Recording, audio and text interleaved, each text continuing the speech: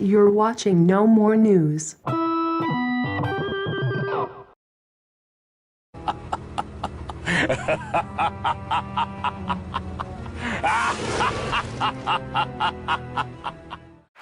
Oh boy, this is pretty cool, huh? You and me at the Academy Awards. This is insane, dude. Look at all this talent in one spot. And you know what's interesting? All those actors I just named are part Jewish. Oh, okay. And I salute you, and I pay tribute to you, and I think you should be very proud that in the last few weeks you've stood firm, and you have refused to be intimidated by the threats of a small bunch of Zionist hoodlums whose behavior is an insult to the stature of Jews all over the world. What about you? You got a Berg on the end of your name. Are you Jewish? Am I Jewish? No, actually, I'm Catholic. Wrong answer. Try again. What? Look, you want to work in this town, or don't you? Modern America first saw light on a Hollywood screen. It was largely the product of 6 movie studios established in the 1920s and run for over 30 years by a group of Jewish immigrants. Hollywood was a dream, dreamt by Jews. I'm not sure that there was an, quote, American dream before the Jews came to Hollywood and invented it. What we have today, which is a popular culture that creates dreams, that's a dream factory. The moguls created the images, the icons, and the visual forms that we identify with the American way of life. They created their own America, an America which is not the real America. It's their own version of the real America. But ultimately, this shadow America becomes so popular and so widely disseminated that its images and its values come to devour the real America. Americans come to define themselves by the shadow America that was created by Eastern European Jewish immigrants. In the 1920s and 30s, movie houses became temples of the new Hollywood religion. Jewish values made kitsch. 75% of all Americans went to the movies at least once a week. That's interesting, Mark, because I am Jewish. No, you're not. I am. I was born Theodore Shapiro, and I would like to donate money to Israel and continue to work in Hollywood forever. Thank you. I am Jewish. You're an idiot.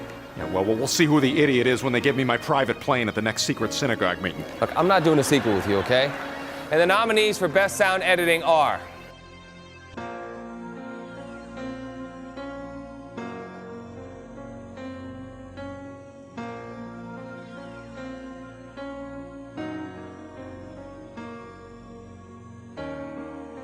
Now over here is the Inglorious Bastards section, and over here are the people who made the movie. Hey!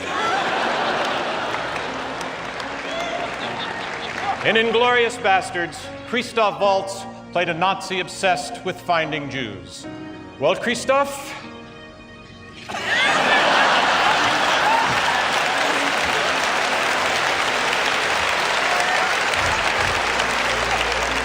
The Motherlode! Are you critical of the Hollywood that makes violent movies? I think that I'm angry with some of the Jews. I'm very goddamn angry at some of the Jews. Hollywood is run by Jews. It's owned by Jews. Hollywood is run by Jews. It's owned by Jews. And they should have a greater sensitivity about the issue of people who are suffering. The suits from the record company just got here.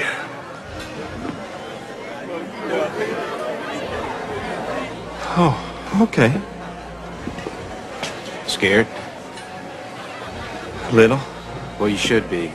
Those Jews control show business.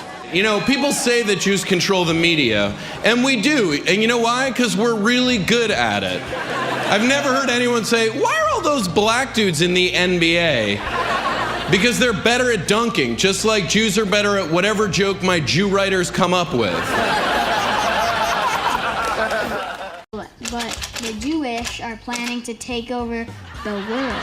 The Jewish are planning to take over the world if they find it.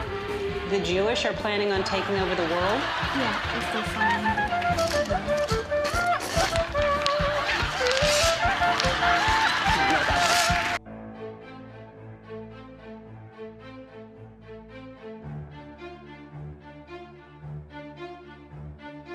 Israel, through its lobby, has manifested so much power over the United States Congress that we're embroiled in wars that I don't believe we should be. Our kids are coming back in body bags. And in the long run, this Israeli lobby is going to hurt Israel. So as soon as you mention Israel, someone claims you're an anti-Semite. The truth of the matter is, I'm pro-American, Sean, and I don't like, hear me.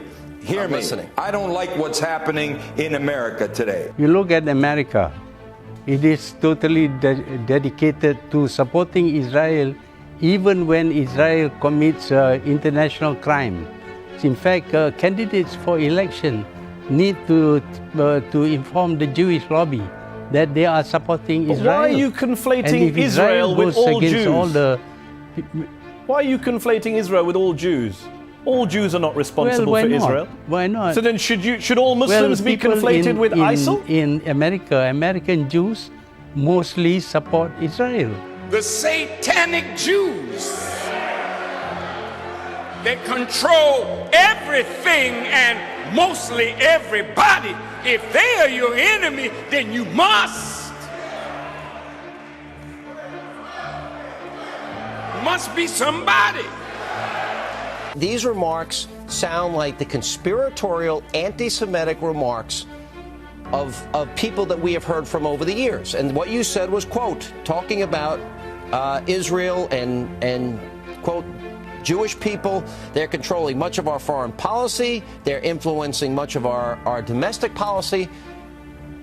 What do you mean by that? Because that sounds to me like a bizarre conspiracy theory. Why would you say something like that when it's just, first of all, patently untrue? And yes, I believe Israel, through their lobby, has manifested total power of the Congress of the United States. And my concern is that taxpayers and the citizens of the United States should control their government, not a foreign entity. To suggest, as you're doing here tonight, that they control our Congress, that, quote, they are influencing and the sole control of influencing of our domestic policy, is an absurdity. It sounds like you are a kook. Sean, I'm not suggesting it. I'm telling it. Yes, I believe they manifest a great power over America. The Jews are ruling the world by proxy. That's an outrageous claim with no evidence. Of course, how can you say that Jews are ruling the world? That is an anti-Semitic conspiracy theory, is it not? If you refuse to see evidence, then I can help you. What is your evidence for the fact that Jews are, quote, ruling the world? Jews are not too many. There are not very many Jews in this world. By themselves, they cannot rule this world, but they can influence countries to do the work for them. And America is very much under Jewish influence. That is why it supports Israel. Whether Israel is doing the right thing or not, whether it commits crimes or not. Israel does all kinds of horrible things. Okay, but your very reference to the Jews, many would say, is anti-Semitic. We'll have to agree to disagree on this. The US government has committed acts that are extremely unjust, hideous, and criminal through its support of the Israeli occupation of Palestine.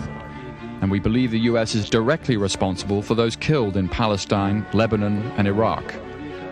Due to its subordination to the Jews, the arrogance of the United States regime has reached the point that they occupied Arabia, the holiest place of the Muslims, who are more than 1 billion people in the world today.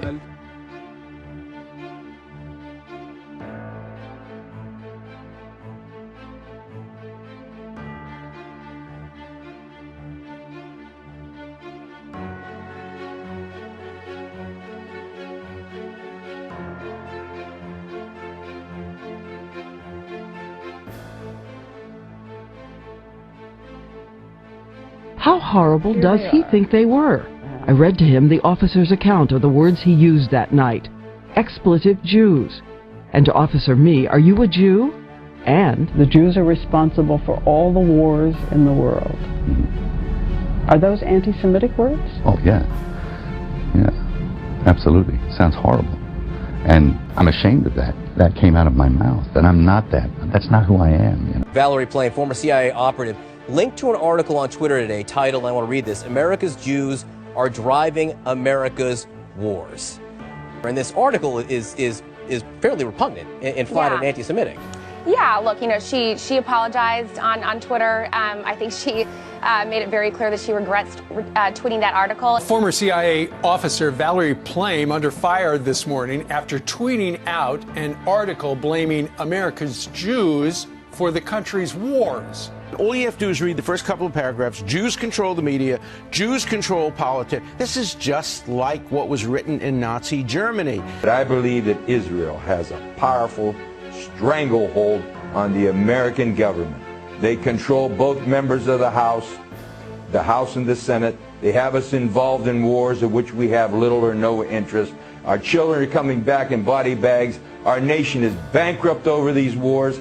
And if you open your mouth, you get targeted. And if they don't beat you at the poll, they'll put you in prison. Will you back down from, quote, they are controlling much, meaning the Israelis, they are controlling much of our foreign policy. Will you back off that statement?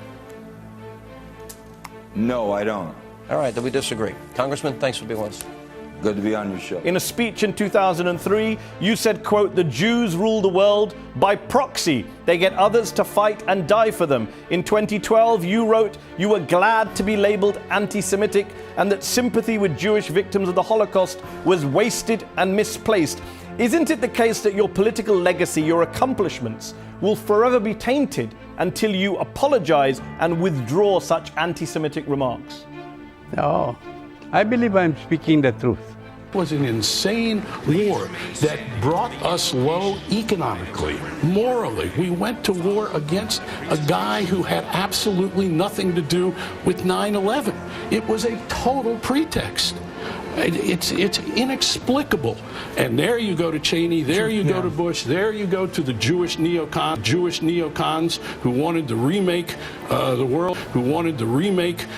world, Maybe I can say that because I'm Jewish, and to bring about a certain result I'm not really in the Middle sure East. That you can. That there was this grand conspiracy of the neocons, and you said Jewish neocons, that they somehow went to war on a pretext for the state of Israel.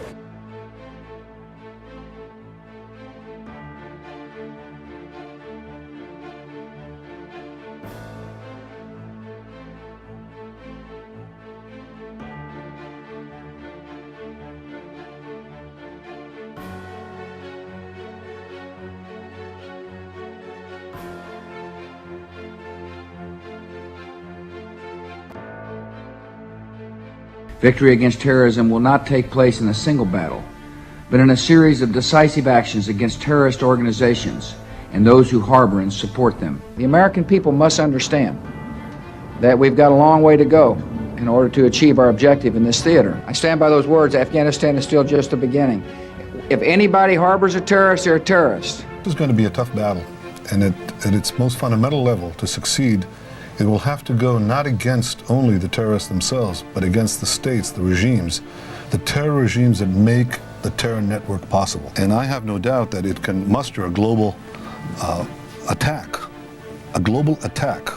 not of defense alone, but of offense, against the terrorist states and the terrorist regimes that they sponsor. Preemptively? Both preemptive and by diplomatic means, namely rogue states. There are 5 of them: Iran, Iraq, Libya, North Korea.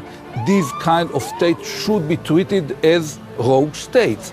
You have to root out not only the terrorist organizations, but also the regimes that harbor them and give them safe haven. The combined power of the terror network, that includes states like Iran, Iraq, Syria, the Palestinian enclave, and a few terrorist groups, and a few other regimes in the Middle East. I believe that this is the time to deploy a globally concerted effort led by the United States, the UK, Europe, and Russia against all sources of terror. What is important to understand is that you have to dismantle the entire terror empire, and especially before its main practitioners, the terror states of Iran and Iraq, acquire nuclear weapons. Rogue states like Iran, Iraq, or Libya. I believe that the world intelligence community, in a concerted effort, can identify within few months the sources of this terror. They can identify the places where they are deployed on Earth. Every such a place is within certain country. Bin Laden sits in Afghanistan. There is a source Well, of who else terror. do you identify, though? Because we're not saying he's responsible for this necessarily. No, we don't say that he's necessarily responsible. We know where other terror thugs are living. It's a time to identify. There are no more than 5 or 6 countries in the world which are directly or indirectly responsible for hosting terror. There are no more than 10 or 15 terror thugs in the world. All the organizations are well known. The MI6 know all the information, the CIA knows, the Mossad knows it. It's a time to launch a operational, concrete war against terror. Every simple step, crossing borders or going on a plane or on a ship, will become more complicated, even if it takes certain pains from the routine activities of our normal society. The application of power is the most important thing in winning the war on terrorism. If I had to say, what are the 3 principles of winning the war on terror? It's like, what are the 3 principles of real estate, the 3 L's, location, location, location? The 3 principles of winning the war on terror are the 3 W's, winning, winning, and winning. The more victories you amass, the easier the next victory becomes. The first victory in Afghanistan makes the second victory in Iraq that much easier. The second victory in Iraq will make the third victory that much easier too, but it may change the nature of achieving that victory. It may be possible to have implosions taking place. I don't guarantee it, Mr. Turney, but I think it makes it more likely, and therefore I think the choice of Iraq is a good choice. It's the right choice. Yeah. Once Saddam has nuclear weapons, the terror network will have nuclear weapons. Next thing you'll see is a nuclear bomb in the World Trade Center, eliminating the nuclear threat from Iraq and begin a regime change there. It's also important for people to understand that this is a long-term proposition. It's not like, well, even Desert Storm, where we had to build up for a few months, 4 days of combat, and it was over with.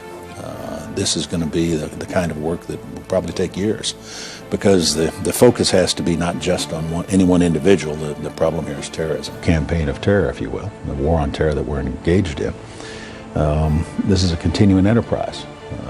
The people that were involved in some of those activities before 9/11 are still out there. Our war on terror begins with Al-Qaeda, but it does not end there. It will not end until every terrorist group of global reach has been found, stopped, and defeated. Americans are asking, how will we fight and win this war? Now, this war will not be like the war against Iraq a decade ago, with a decisive liberation of territory and a swift conclusion. Our response involves far more than instant retaliation and isolated strikes. Americans should not expect one battle, but a lengthy campaign, unlike any other we have ever seen. This crusade, this war on terrorism, is going to take a while, and the American people must be patient. What happened in 9/11 is we didn't have a strategy, we didn't have bipartisan agreement, we didn't have American understanding of it, and we had instead a policy coup in this country. A coup, a policy coup. Some hard-nosed people took over the direction of American policy, and they never bothered to inform the rest of us. He reached over on his desk, he picked up a piece of paper, he said, I just got this down from upstairs, meaning the Secretary of Defense's office today, and he said, this is a memo that describes how we're going to take out 7 countries in 5 years, starting with Iraq and then Syria, Lebanon, Libya, Somalia, Sudan, and finishing off Iran. Yes, many of us are Jewish. There's no need to apologize for that. Most of us, all of us, in fact, are pro-Israel. Some of us more fiercely so than others. That paper in 1996, the King Break paper, that was the paper that led to accusations of dual loyalty. There is no dual loyalty. I wrote a book in 1995, and I said that if the West doesn't wake up to the suicidal nature of militant Islam, the next thing you'll see is the militant Islam is bringing down the World Trade Center. Nations, democracies don't go to war easily. and they usually debate and argue before they do. Sometimes they have to be bombed into going to war. In fact, that's what happened in World War II. All of Europe had been conquered. America was actually bombed in Pearl Harbor, and that was a pivotal event that opened the eyes of Americans, and once their eyes were opened, they gathered the power that is available in this great free nation, and the result was preordained. I think in a similar way, the bombing of September 11th opened the eyes of Americans to see the great conflict and the great danger that faces us, and once opened, then the overpowering will of the majority of the people of the United States, of the steamroller, is inexorably moving to decide this battle. And this, I think, has been a wake-up call from hell. It is telling us, you have the power now to act, summon the will, because the terrorists have the will to destroy America, to destroy freedom, to destroy all of America's allies and all the democracies, Israel being simply on the front line. There is no question whatsoever that Saddam is seeking and is working and is advancing towards the development of nuclear weapons. No question whatsoever. If you take out Saddam's regime, I guarantee you that it will have enormous positive reverberations on the region. Benjamin Netanyahu has publicly said the September 11th attacks have been good for Israel. Netanyahu said, quote, "We're benefiting from one thing, and that is the attack on the Twin Towers and Pentagon and the American struggle in Iraq."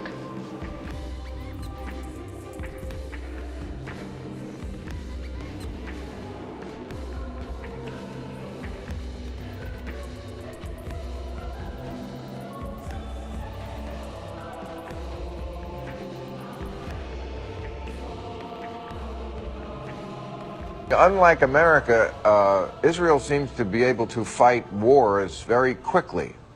What is your secret? Because we don't seem to have the hang of that. The secret is that we have America.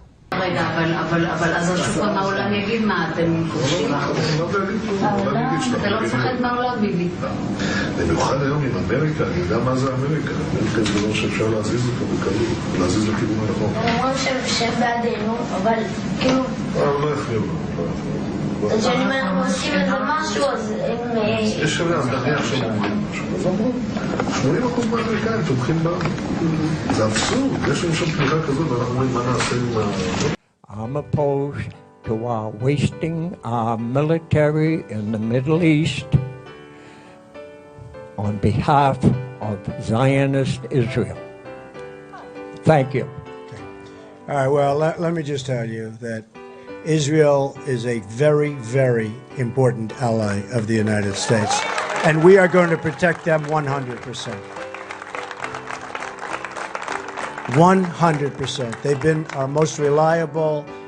It's our true friend over there, and we're going to protect Israel 100%. I really feel our country has lost its footing.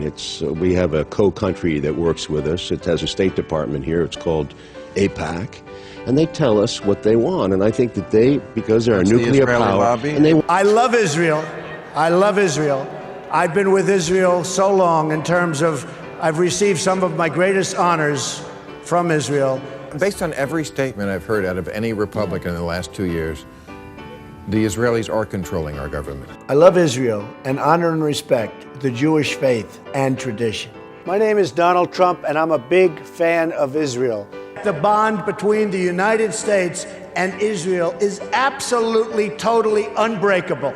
My administration will stand side by side with the Jewish people and Israel's leaders to continue strengthening the bridges that connect not only Jewish Americans and Israelis, but also all Americans and Israelis. My daughter Ivanka is about to have a beautiful Jewish baby. America's on the side of Israel.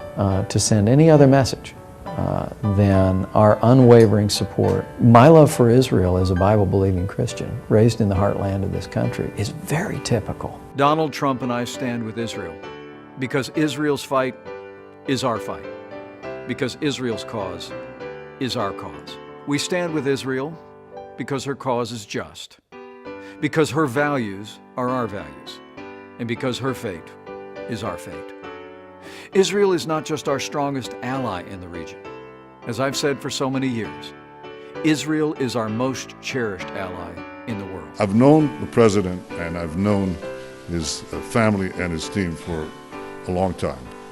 And there is no greater supporter of the Jewish people and the Jewish state than President Donald Trump. Thank you very much. Very nice. I appreciate that very much.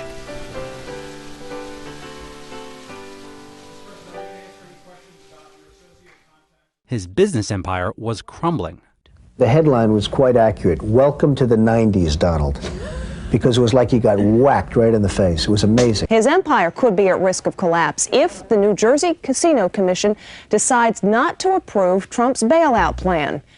By the fall of 1991, all 3 casinos had filed for bankruptcy. You know, I had a wife who was suing me for $2 billion. I had the banks, I had this, I had that. Back in the 1990s, you owed something like $900 million.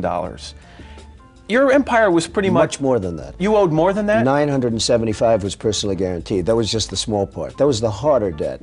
But I owed many, many billions of dollars. The leverage shifted dramatically over to the banks because it was no longer an issue of a bank and a piece of real estate. It was a bank in Donald Trump's actual survival.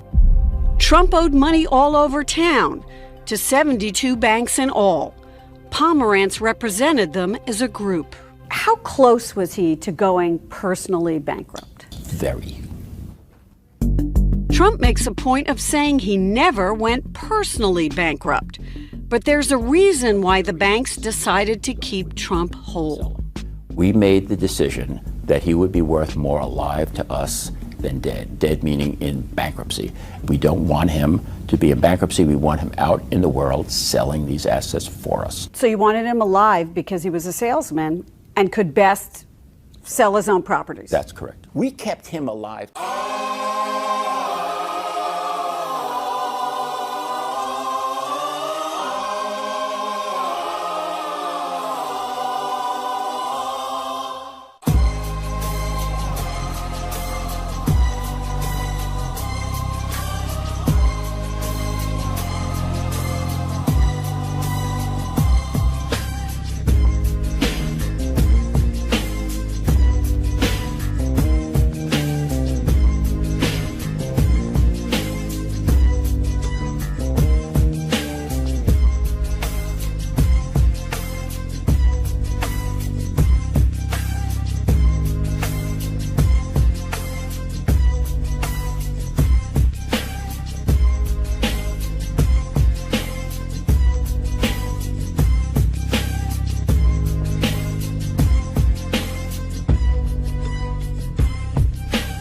I think bankers look at Trump as a promoter, not as a CEO. At least that's the way I looked at him, and if you talk to other bankers, I think they share that opinion. He's a wonderful promoter. He's the P.T. Barnum of the 21st century. Donald Trump may have pulled off his biggest deal to date. Donald Trump had survived. He was too big to fail. The bankers do not want Trump to file for bankruptcy. There is this very influential small group, relatively small group of Jewish donors who give a disproportionate amount of the money to the Republican Party. Casino mogul Sheldon Adelson. He's worth an estimated $30 billion. And in fact, in 2012, he already spent $100 million in his attempt to defeat Barack Obama. A season in politics now known as the Adelson primary. Republican presidential hopefuls eager to attract support and maybe millions from casino mogul Sheldon Adelson.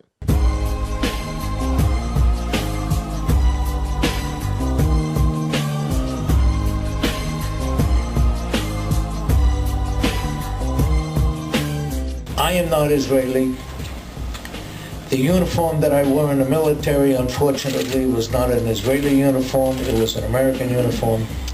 Although my wife was in the IDF, and one of my daughters was in the IDF, and my two little boys, our two little boys, one of whom will be bar mitzvah tomorrow. Hopefully he'll come back. Thank you.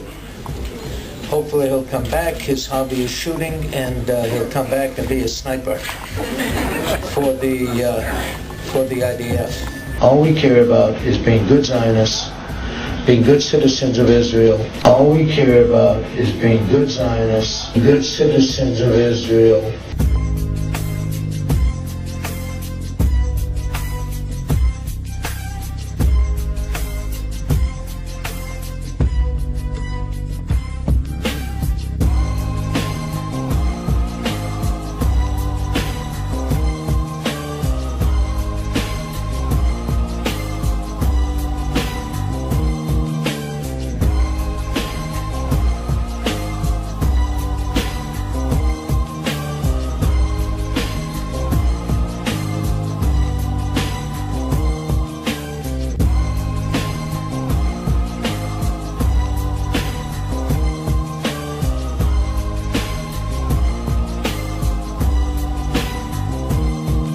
That victory would not have come without one other person besides Donald Trump, Sheldon Adelson. It is not about resources. It's about counsel, guidance, and wisdom. Sheldon Adelson didn't cut and run. Sheldon Adelson had Donald Trump's back. Sheldon Adelson offered guidance and counsel and wisdom of how to get through it.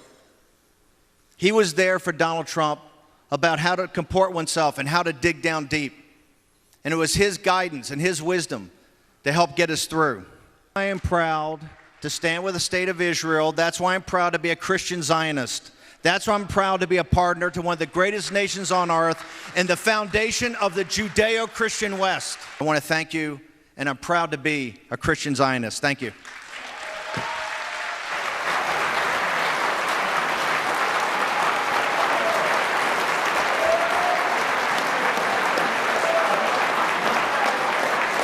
He has really become a leading donor and a leading figure in this hawkish, pro-Israel, conservative sort of circle that is so influential in American politics.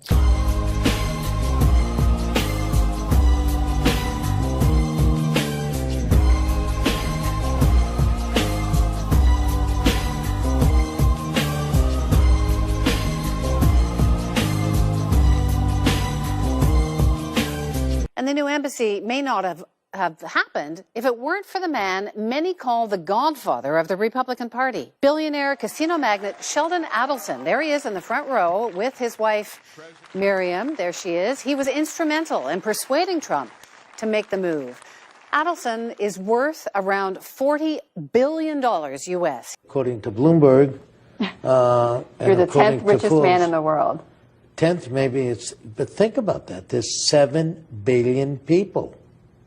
That means there's 6,999,990,000 people that are not at my level. Why is Adelson so driven on these causes, the mostly Israeli causes? He is a cause donor. It's been really his animating political issue behind his donations for some time.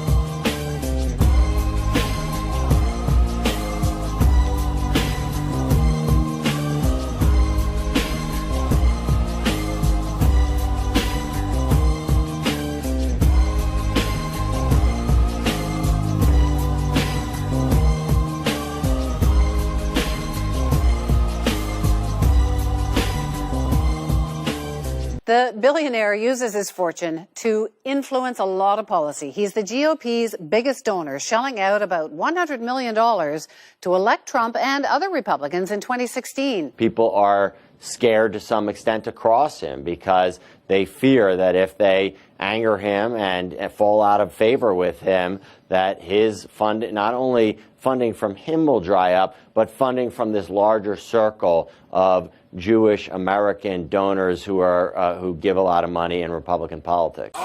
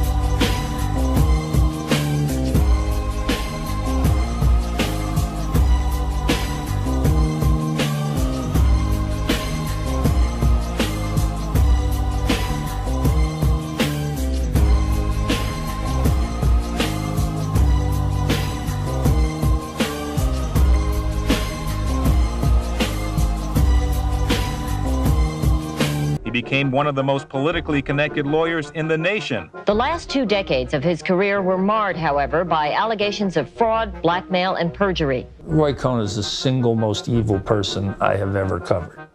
If that's a magnet for you as a young man, it says you're soulless before you start.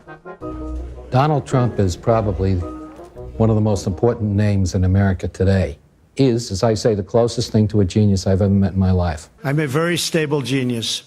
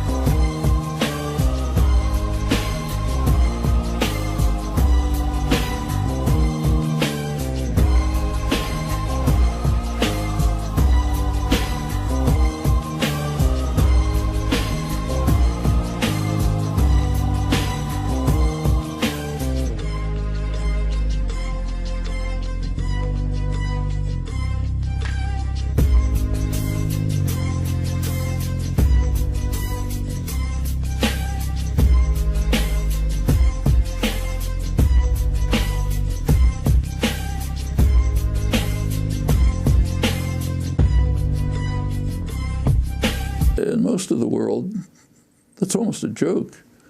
First of all, if you're interested in foreign interference in our elections, whatever the Russians may have done barely counts weighs in the balance as compared with what another state does openly, brazenly, and with enormous support. Israeli intervention in U.S. elections vastly overwhelms anything the Russians may have done. None of the collusion narrative has been proven here except with respect to Israel, a very inconvenient area for Russiagate enthusiasts. How does Israel play into all of this? Well, Israel's central in this, and what we're looking at is actually Israelgate.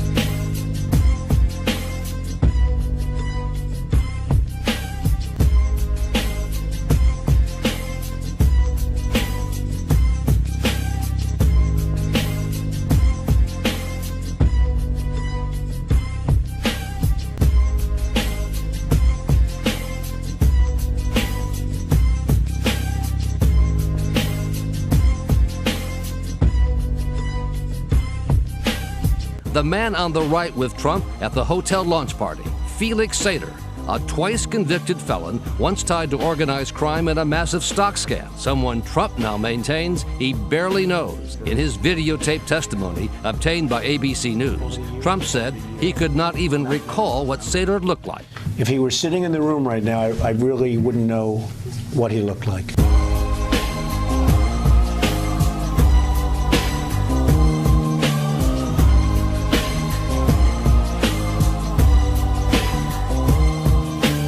Sater, an executive at a real estate company, was actively involved in a number of proposed deals with Trump. Here they were together in Denver in 2005. And in 2010, 3 years after Sater's mob ties became public, the Trump Organization issued Sater business cards identifying him as a senior advisor to Donald Trump, with a Trump Organization email address and phone number.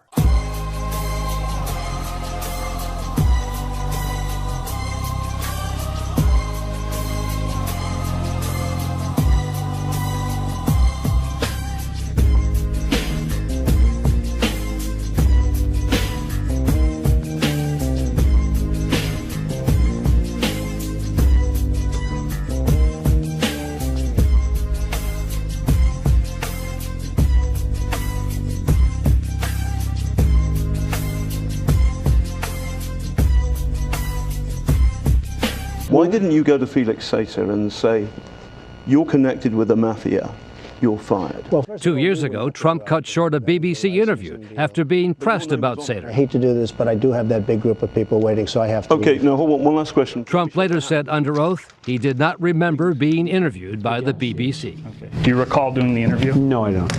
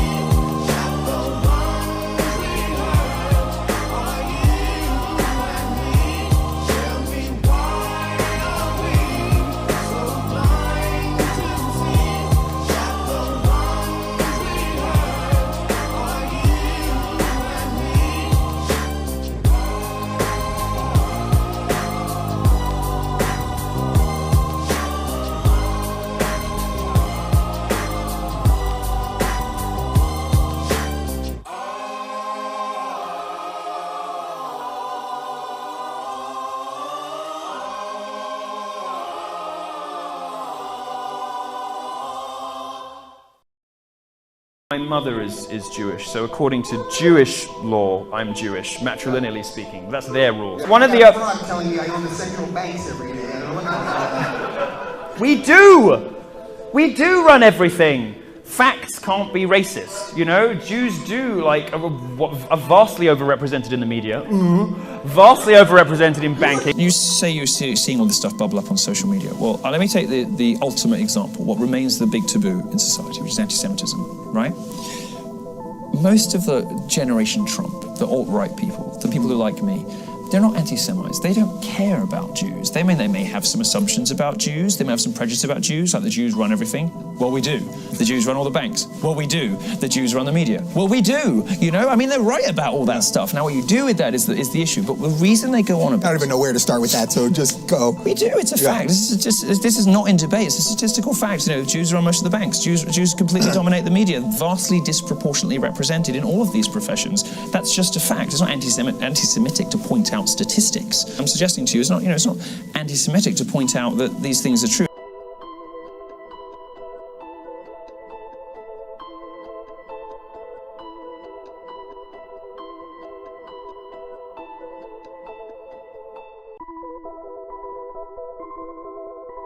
Nixon's own dark view of how the world works, where the enemy is not just the communists, it's also the media.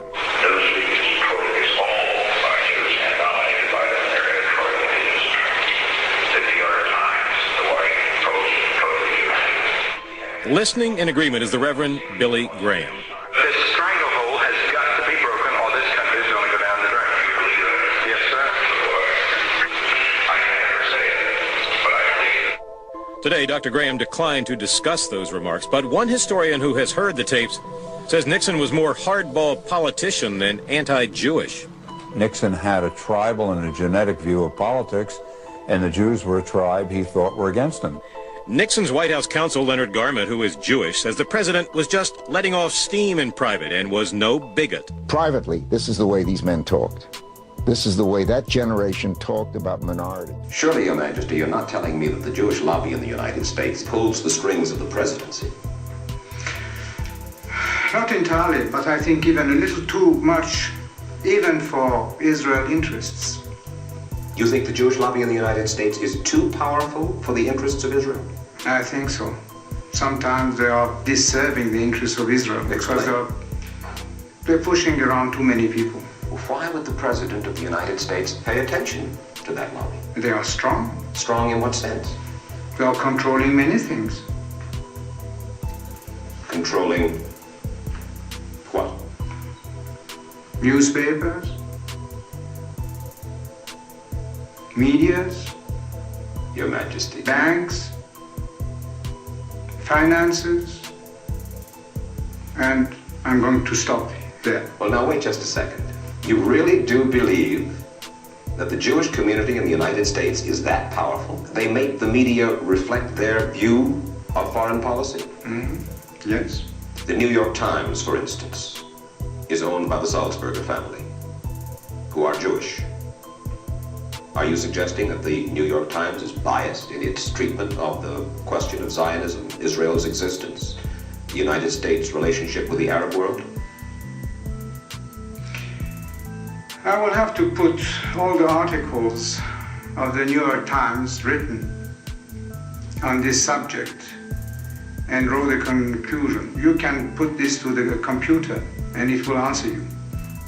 What you're saying is that, yes, you do believe. Well, let's wait for the answer of the computer. Washington Post? The same. The networks? Less. I must say you are speaking with your characteristic candor. Yes, if you like. I try to be candid, I have always been. He tweeted again, why is Jewish-owned press so consistently anti-Israel in every crisis? And it set off a little bit of a firestorm. What happened? What was the reaction? The reaction was that people said this was outrageous. I found it stunningly offensive, Soledad. First of all, Jewish-owned press, the old anti-Semitic stereotype about Jews controlling the media, and then saying anti-Israel, Merrick's very pro-Israel. And somebody needs to keep this guy away from the Twitter. Where he talks about the Jewish-owned media. Because as you said, that's like, come on, give us something that's not 100 years or thousands of years old and just flat wrong. But just to sort of lay out the elephant in the room. Can we ask why Israel wins all the time? Because they've won every war. They have to. If they hadn't won every war, they wouldn't exist. I mean, you can't go 8-1 and be Israel. You kind of have to go 8-0 every year. So I think it has something to do with the fact that they believe in science and education. I mean, Jews have, I think, 155 Nobel Prizes, and Muslims have 2. I'm not, now maybe it's who you know, but that seems like kind of a big advantage for Team Hebrew. And I think that has, I mean, most scientists are atheists, you know. I don't think you can be an atheist scientist in the Arab world. I think that has something to do with the fact that they're always having this incredible advantage in war and then having to apologize. I'm sorry, we're winning so bad. All right, but people say Jews are too powerful, we're too strong, we're too rich, we control the media. We have too much this, we have too much that. And we often apologetically deny our strength and our power. Don't do that. Don't do that. We have earned the right to influence public debate. We have earned the right to be heard. We have contributed disproportionately to the success of this country.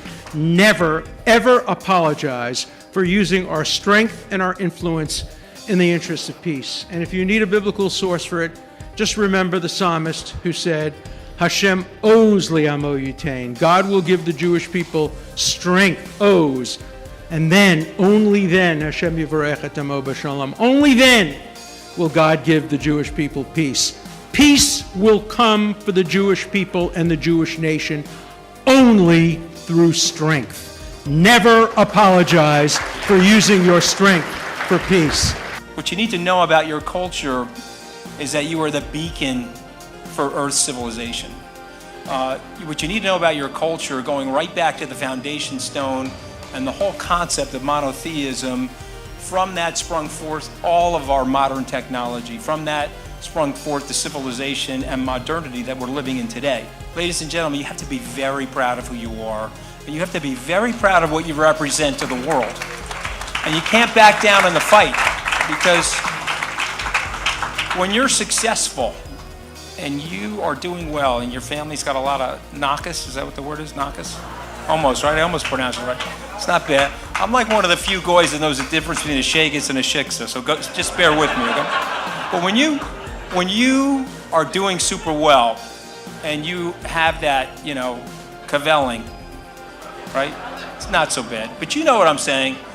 You're gonna get haters. You're going to get people that are envious. You're going to get people that are going to strike out against you for no reason other than the pain that they feel themselves. That's ultimately where it comes from. And the beautiful thing, frankly, about the Jewish people, you are the most philanthropic people in the world, in world's history. You've excelled in every single category on earth, whether it's the media, the arts, the sciences, business, finance, medicine. You've done it in every capacity on earth. And you have to be very, very proud of that. And you have to wear that as a badge of honor for yourselves. It's just my personal opinion. You're not going to say it about yourselves, so sometimes you need your friends to say it about you. Because people are always asking about, are Jews really smarter than everybody else? It's a question that's on people's minds. Why not tell them? Are Jews smarter than anyone else? Yeah, as a group. This is something that I want everybody listening to be real sure about. We're talking about means. We're talking about distributions. So when I say Jews are smarter than anybody else, what I mean is that this center line going down through that bell curve is further over. It looks different for Jews than it does for non-Jews, and it's further over to the right. You've got huge overlap, so that you've got Jews who aren't very smart, and you've got Gentiles who are brilliant, and they overlap to a lot. Are the means different? Nobody's quite sure how different, but everybody agrees quite a bit. There's somewhere between 7 and 15 IQ points separating the means of Ashkenazi Jews and non-Jews. Despite the fact that Jews make up no more than 2 to 3% of the American population, they make up 50% of the top 200 intellectuals, 40% of the Nobel Prize winners in science and economics, 20% of the professors at the top universities, 40% of the partners in the top New York and DC law firms, 59% of the writers, directors, and producers of the 50 top grossing movies, 37% of the winners of the National Medal of Science, and 50% of the world chess champions. What is the reason why so many European Jews have won Nobel Prizes? So many European Jews are insanely intelligent. No, they're fucking smart. Like, why? Why are so many insanely intelligent people European Jews? The question of ethnicity and IQ is a whole layer cake. You know, just very briefly, the very top, the Ashkenazi Jews, this is the Jews that are the wandering Jews, so to speak. The Ashkenazi Jews. You're sitting across from an Ashkenazi Jew. Can you feel the IQ just? I actually am trying to hoover up some language skills from you. I'll do it later with a straw. But I've been dumbing it down for you. So I know, and I appreciate that. A, as a Caucasian, I really need to go slow. Yeah. I love lots of subtitles, hand puppets help as well. So yeah, Ashkenazi Jews, as you know, and the science is like 115 IQ on average. But then if you look at Ashkenazi Jews that are Russian or Polish Jews, on average, it's about 30 points higher. The Ashkenazi Jews, for example, have on average a 15-point advantage over the rest of the Caucasian population, which is sufficient to account for their radical overrepresentation in positions of authority and influence and productivity. You know, and I am, to just get me to, just so that it's absolutely clear, I am not saying that's a bad thing. I'm saying there's a real reason for it that no one wants to contend with. Well, okay, and it's particularly, for the Ashkenazis, is particularly focused on language abilities, and this reflects their, quote, overrepresentation, although if you normalize by IQ, it's not the case in the arts, in novel writing, in speech writing, and so on. Verbal acuity among Ashkenazi Jews is through the roof, and it's the highest recorded that there is. Some of how this fits with our general experience, I mean, what we're talking about, everybody kind of knows deep down. Jews are overrepresented in positions of power and authority. But then, let's open our eyes a little bit, eh? And think for like 2 or 3 seconds and think, hey, guess what? They're also overrepresented in positions of competence. And it's not like we have more geniuses than we know what to do with, and if the Jews happen to be producing more of them, which they are, by the way, then that's a pretty good thing for the rest of us. So he lays this out and it becomes some big controversy. He's saying, no, it's not a Jewish conspiracy. There are so many people in power that happen to be Jewish when they're like less than 1% of the world population, but probably a third of the people in power positions around the world, whether it's banking or academia or revolutions. So when there's all this Jewish conspiracy stuff, or the Jews are in charge of this, that, and the other, it's like, no, smart people are in charge of this, that, and the other. Jews just biologically or culturally, I think it's more biological, about 50 to 80% of IQ tends to be heritable. That's just smarter people, and Jews are overrepresented. Ashkenazi Jews have 20 to 30% higher IQs on average. You can argue IQ tests are skewed, whatever, but other genetic tests, other tests show about the same number. It's a tiny little percent of Jews that are Ashkenazi that have this super IQ, but because they've already got 20 to 30 points higher, in that little spectrum at the end, that tail end, it's massive. And there's different super IQs for different things, but undoubtedly when it comes to finance, banking, leveraging money, how economies work, you see that in the Jews, you see it in the Chinese, you see it in the Japanese, you see it in a lot of powerful dominant cultures.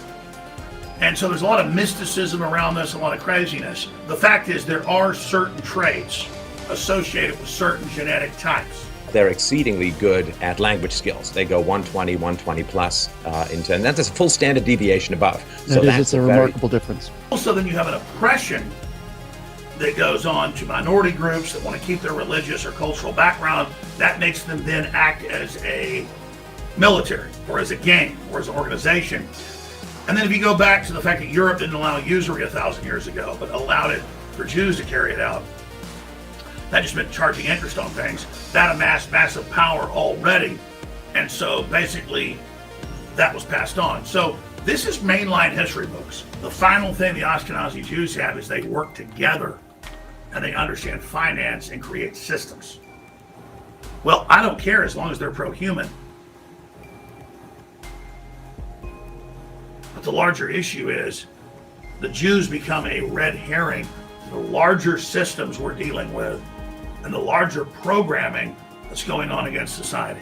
To just sit there and give all the power unto that and then say there's this magical power like Gandalf or Harry Potter, they got a wand shoved up their rear end, is stupid. I'm 11th generation Israeli. Just close your eyes for a moment. Imagine the Jewish brain. Come on, Stewie, use that big Jewish brain. Jewish brain. Need a big Jew brain to figure out these bluebird laws. Not this big Jew brain, baby. The Jewish brain, hand in hand with the neighbors. By the way, they have as much brain as we have. They just don't have bread. So imagine they have bread and we help each other. And imagine the Middle East as one region. If there's a gene for materialism, acquisitiveness, right? And some scientist says, listen, what I want to spend $1 million on is to figure out if Jews have this gene more than the Goyim. Yeah. Right? Well, skip Okay. me Yeah, okay. if it exists. But I'm Jewish. It's okay. The Nazis hate me. It's fine. The alt-right people want to put me in a gas chamber because they're obsessed with the Jews. I think they're just memeing on you, but it's okay. They're just jealous because I have big tits and an Ashkenazi IQ. Yes, that's what it is. Yeah. You got it. As the prophet Isaiah said, "Unetaticha or lagoyim liot yeshuati ad ktseh haaretz." I have made you a light unto the nations, bringing salvation to the ends of the earth. Today, 2,700 years after Isaiah spoke those prophetic words, Israel is becoming a rising power among the nations.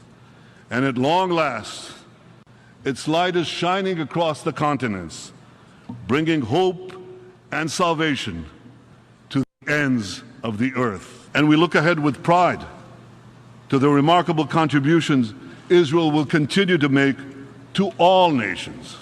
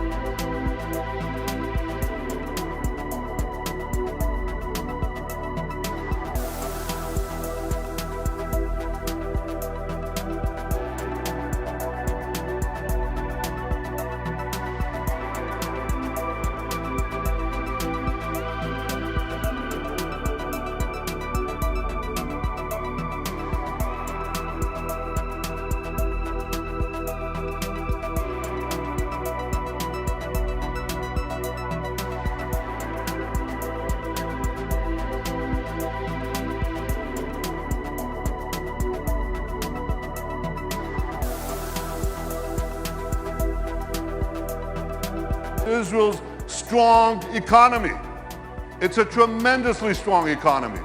And I'll tell you, we made it stronger by moving Israel to free market principles, which unleashed the spark of genius embedded in our people into innovation, entrepreneurship.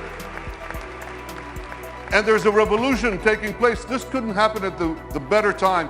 Look at the 10 leading companies in 2006. 5 energy companies, one IT company, Microsoft, And a mere 10 years later, 2016, a blink of an eye in historical terms, it's completely reversed. 5 IT companies, 1 energy company left.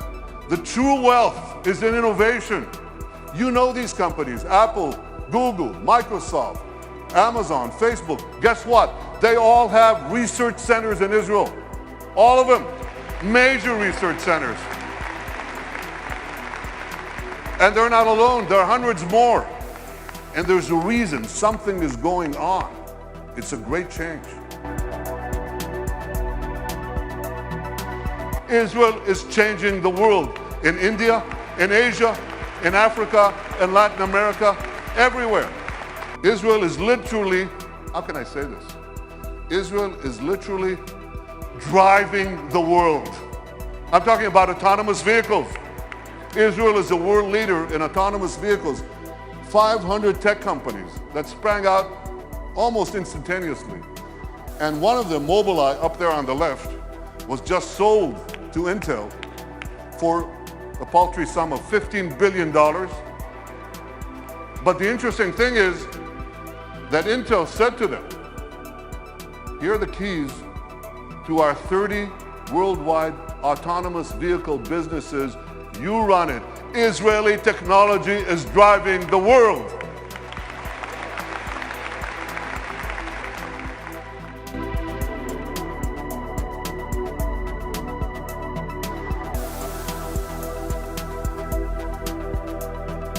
You have bank accounts? You should. Okay. Well, you don't want anyone hacking into them, right? Or into your cars, or into the planes you ride. You need cyber security. Everybody needs cyber. Israel has become a world leader in cyber security. Look at how much they invest in the hundreds of Israeli startup companies, tremendous companies.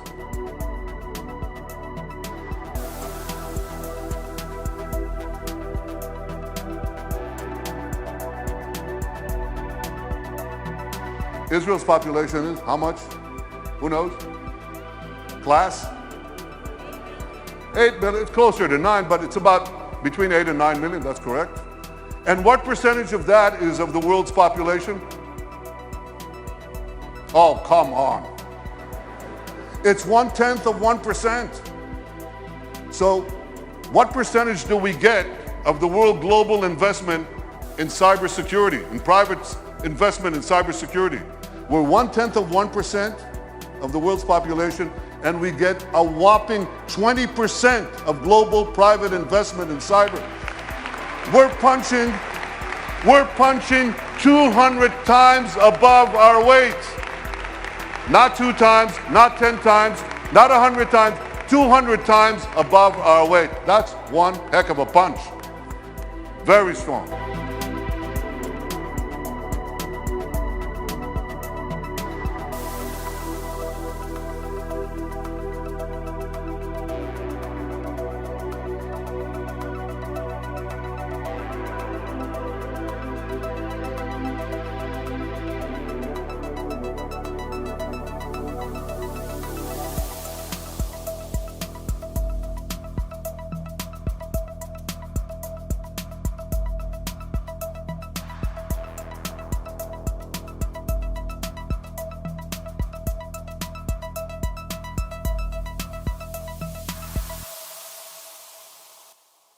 Now here's how the dots connect.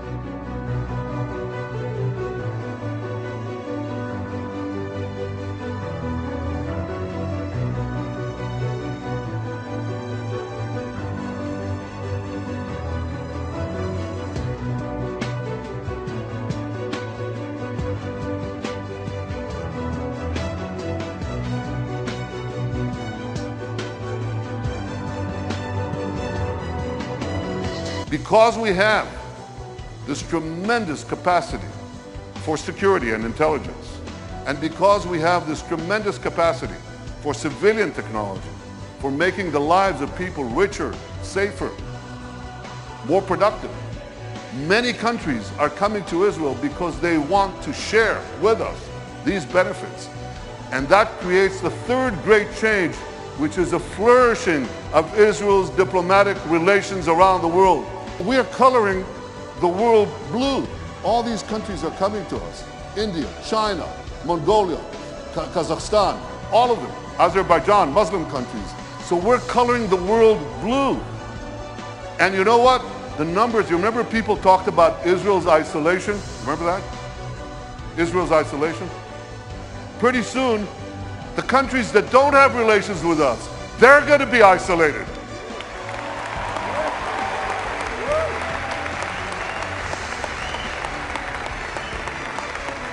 There are those who talk about boycotting Israel. We'll boycott them.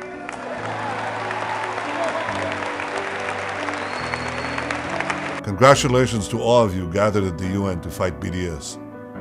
You should fight BDS, but not because it's going to threaten the Israeli economy. That's not going to happen. Sometimes I wish the BDS movement would succeed, so I can take a break from meeting all these world leaders who are coming to Israel every single day.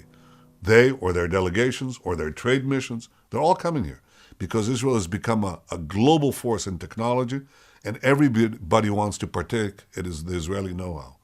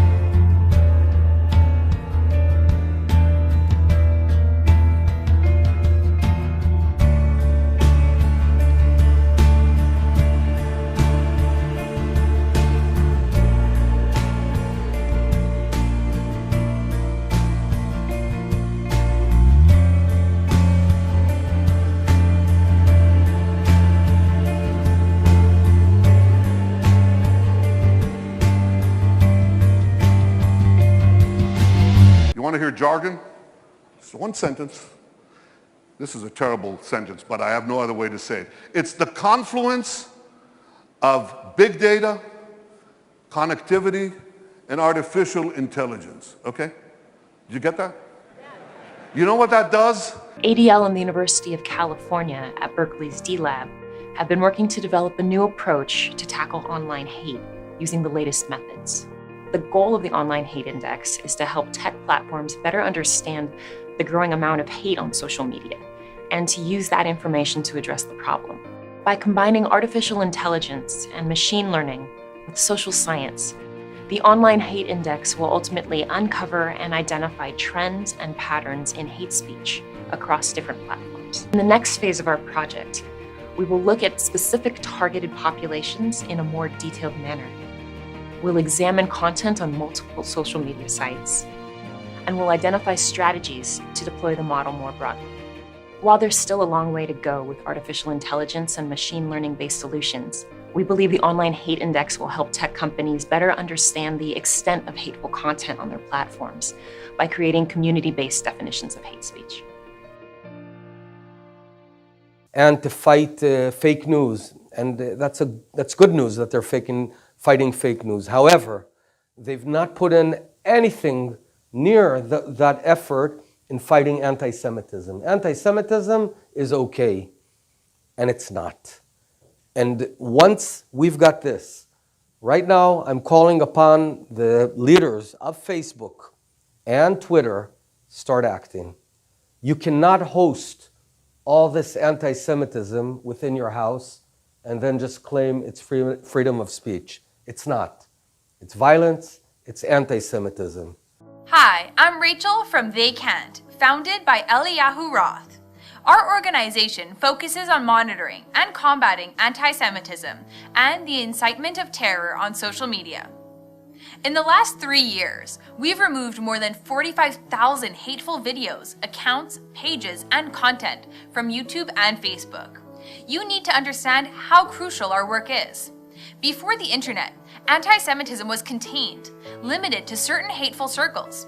Today, billions of people will, while surfing online, have access to some kind of anti-Semitic propaganda.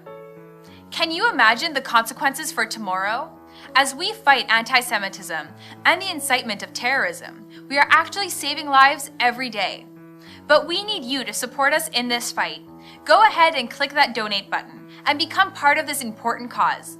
Together, we can fight anti-Semitism and terrorism on social media and make a real difference. Thank you for your support.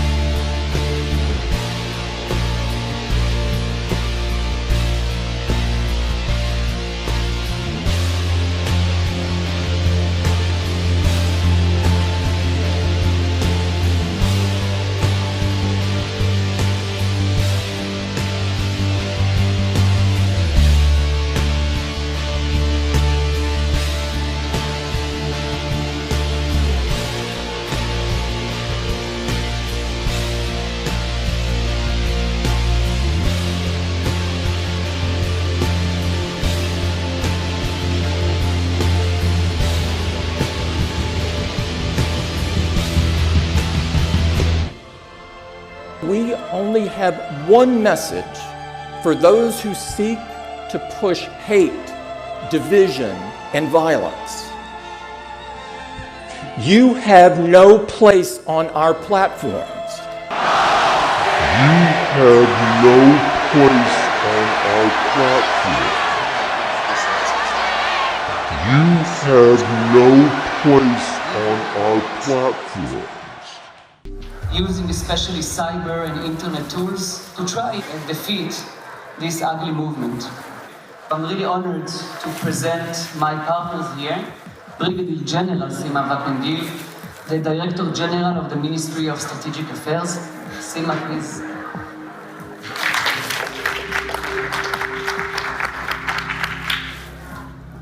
The fact that the Israeli government decided to be a key player means a lot, because we can bring things that usually are not existing in NGOs or civilian entities that are now enrolled in this thing.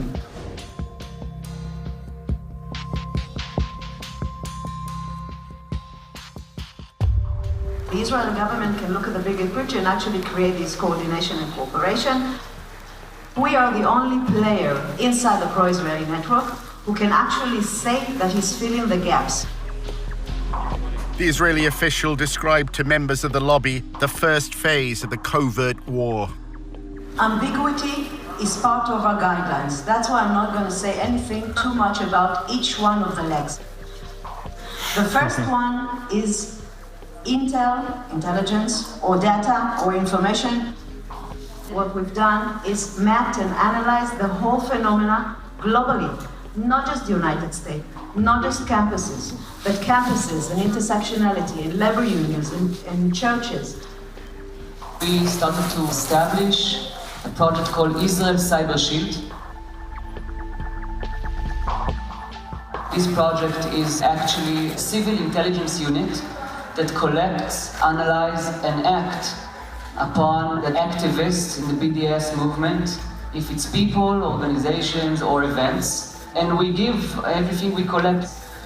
We are using the most sophisticated data system, intelligence system in the Israeli market. Let's take the defense activity that we're doing and make it into proactivity and offensivity.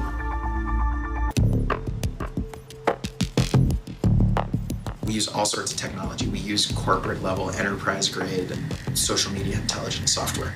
Almost all of this happens on social media. So we have custom algorithms and formulae that acquire the stuff immediately. There's a company called Census, S-E-N-S-U-S. It's like very pricey though, you know. We had to raise like hundreds of $1,000s just for it. It's gonna increase our discovery rate. We're discovering just about everything we need. It's also going to bring new sources online that we weren't able to access in an automated fashion, like message boards. And we have ways to crawl message boards right now and to monitor them, but it's like disconnected from the event and activity discovery mechanism, so that we want that system to be all integrated. So we just signed the contract yesterday for them to start that work. They actually already started it. Good friends in Israel that are helping us with that. You would think that since the United States has this special relationship with Israel and gives it so much largesse and protects it diplomatically at every turn and gives this assistance unconditionally, that the Israelis would do less spying here than other countries do. But on the contrary, what we see is that the Israelis are probably at the top of the list when it comes to foreign countries spying inside the United States. The assumption that Jews always have a dual loyalty and that they only support Israel is a form of anti-Semitism and has to be resisted. There is also a canard that's out there, very big, about loyalty. The Jews are not loyal to their community, but not loyal to their country. 30% of the American people to this day believe Jews are more loyal to Israel than the United States. In Europe, it's 60, 70%. In Poland, 60% believe that there are 10,000 Jews are not loyal to Poland. In Norway, the 5,000 Jews, it's 70%. So that's a canard which goes to the essence that you can't trust Jews, you can't rely on them. When we think about the State Department definition, which seeks to codify what anti-Semitism is, the State Department definition claims that stating that a particular Jewish person has more loyalty to the state of Israel than they do to their own country is necessarily an example of anti-Semitism, where the truth is that that's one of the fundamental premises of Zionism. And if you go back and look at the statement, say, of Theodor Herzl, who's wrote really what's considered the founding text of Zionism, he argued very clearly that Jews are one people, and therefore it's useless for them to be patriots to the countries in which they reside. Jews are one people, and therefore it's useless for them to be patriots to the countries in which they reside. So there's times when a statement like that is contained in the definition of the State Department would actually undermine the founding premises of Zionism itself. Most of us, all of us, in fact, are pro-Israel. Some of us more fiercely so than others. There is no dual loyalty.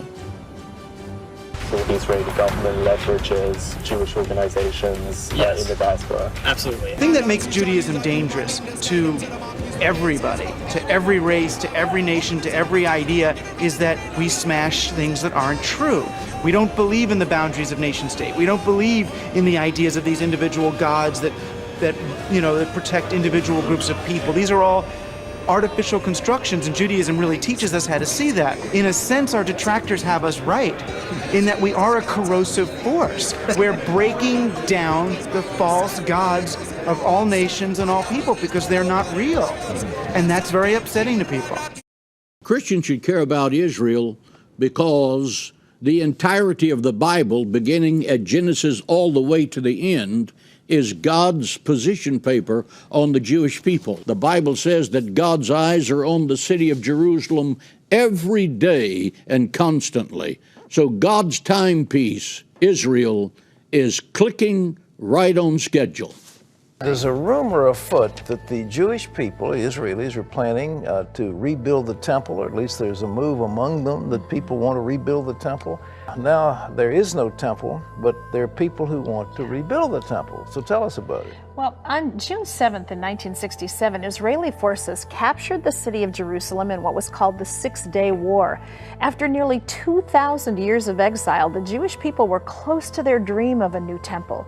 But that dream lasted just a few days. The Temple Mount was later returned to Muslim authorities, and 4 decades later, Jews are still forbidden to worship there. But that hasn't stopped some people from making plans to build the next temple. What's the significance of the Temple Mount to the Jewish people? In Jewish tradition, this is where Adam was created. It was also the place after the flood that Noah brought an offering to the Lord. We know that this is the place where Abraham brought Isaac to be sacrificed. Also the place where David bought the threshing floor, where he said he wouldn't make an offering to God that cost him nothing. And it's the site of the first and second temples.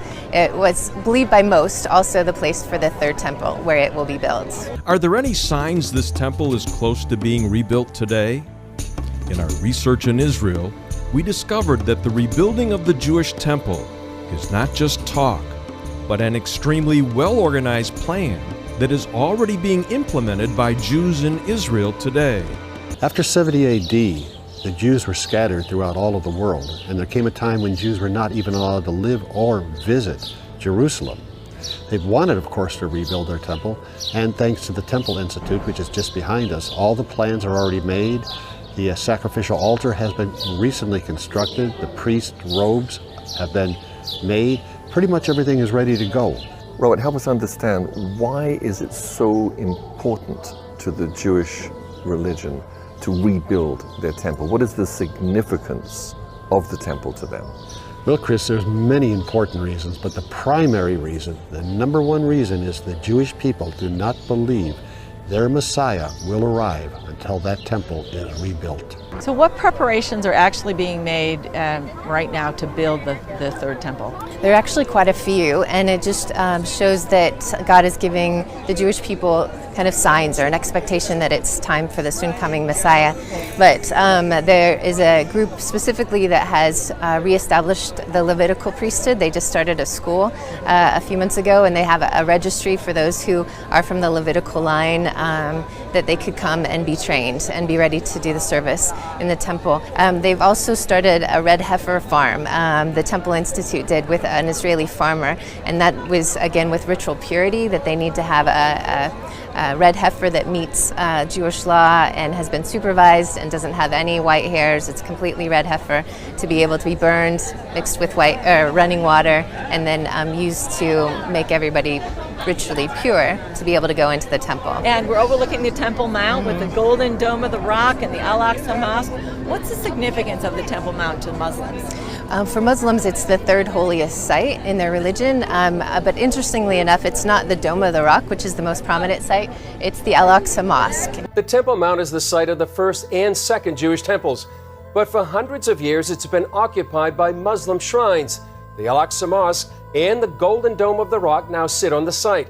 But some Jewish people want to build a third Jewish temple. It's such a holy site to so many people. Why is it so controversial? I think that's the exact purpose, because it's so holy. And all the monotheistic religions, Christian, Jews, and Muslims, all feel like this is their place of worship.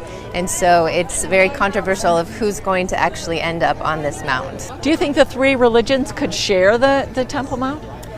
Personally, I don't, but there is a huge movement about coexisting on the Temple Mount. And even recently, within the last 2 weeks, I know of a meeting between Christians and Muslims and Jews who all are talking about what are the possibilities and how could they establish both a temple and a mosque on the Temple Mount. What kind of plans are being made to build a third temple? There are actually quite a few, and depending on the group that you talk to, different architectural designs have been made. So one group is doing a design more like Herod's temple, and it would be on the Temple Mount, and I don't believe that they would have a mosque that would be there. There are other groups that are more focused on the design that's given in Ezekiel, chapters 40 through 48, which is the next structure in Scripture that God said to build a temple in this way. How is it going to be conducted on the same location where the Mount Sharif is? There's only one place that it can be done in the whole world, and that is the place of the Temple Mount. That's why it's called the Temple Mount. And of course, that's where it's going to be. So how is it going to happen? How is it going to happen? Yeah. That we're going to leave part of it up to God, but I can tell you clearly that the Al-Aqsa Mosque. This place has been a holy place since the beginning of the world and is in essence the center of the world. And we believe that the rock inside of the Dome of the Rock, which is called in Hebrew the Evan HaShatiyah, which in English means the foundation stone, is the foundation stone of the world. That is the place from which God spread out the earth. Right now it's in the hands of the Arabs. We want to change that status to return the temple to its glory, rebuild the temple, restore the sacrificial service. I believe that there will be a temple built. The Dome of the Rock will somehow be done away with. I have no idea. There's been plenty of earthquakes up there that could solve it. Saddam could, or not Saddam, but maybe someone from Iran could shoot a missile that gets off target and blow the Dome of the Rock. We kept hoping for that, by the way. I kept hoping one of Saddam's missiles would find its way over to the dome. I don't know exactly how it's going to be removed, but it is not part of the end times as far as the Bible or Christianity is concerned. I don't think Judaism either. There's no place for that mosque. It has to be removed. For the first time since the past 2,000 years within our generation, we are seeing these preparations for the rebuilding of the temple. They are training the priest. They have the implements in place. There will be a daily offering in the morning, a daily offering in the afternoon, special offerings on the Sabbath and holidays. The Passover sacrifice, all of those will be brought again, and the future temple will stand forever. והם לא צריכים להידחף איפה שאנחנו צריכים. מה שקדוש לנו, לדחוף את ה... לא משנה. ככה, כי זה מקום שלנו באמת. כן, זה לא מגיע אליהם, הם מגיעים... אני לא אכפת לי, שלחו לאנשהו מקום אחר. כן, זה לא קדוש להם, הם מחפשים סתם להציג לנו. מחפשים לעצר לנו. כל מקום שקדוש לנו, הם בונים מסגד. אבל יש תוכנית לעשות את זה? לא, התוכנית הוא לא. לך יש? כאילו, אתה כותב ו... אני לא אדבר על זה, אבל בוא נגיד שיש... בינתיים אבל בכל... Israel does what Israel needs to do. During the tribulation, a Jewish temple will be standing on the Temple Mount in Jerusalem.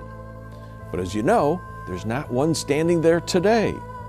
Rather, you have the Muslim Dome of the Rock standing there. When will the Jewish temple be rebuilt? How will it be done if the dome is still there? What would you say if I told you that there are plans and preparations underway right now to rebuild the temple in our lifetime? And it's going to be standing there. They restore the temple sacrifices and everything else. There is one problem though, John. Everything has been prepared. They have the utensils. They have the men who study the priestly duties. I met recently when I was in Israel with the man who is the chairman of the Sanhedrin, the 70 wise Jewish scholars that operate the temple. God in a nutshell has, now let's call it a friendship, a direct line of communication with the Sanhedrin, a friendship with the Sanhedrin in Israel. This is the top of all of the rabbis. These are the very men that will put in that temple on the back of that coin with Trump on the cover of it. These are the men that will organize the building of that temple. The Sanhedrin will organize that.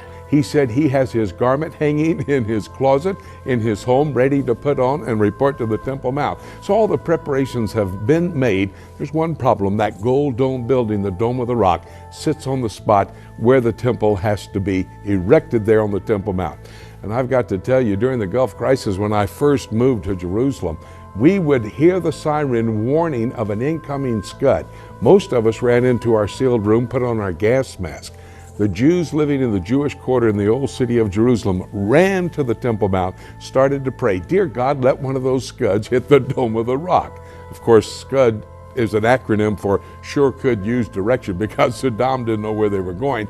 But I believe that's what's going to happen. In that battle at the beginning of the tribulation period, when these nations are attacking Israel, one of their missiles is going to take down the Dome of the Rock. They put the temple up. I mean, I could just go for the next hour or two about the personalities who believe it's about to be put up. One of my dear friends, an Orthodox Jewish man named Gershon Solomon, he has the cornerstones to put on the Temple Mount to start construction of all that God said will happen during the tribulation period.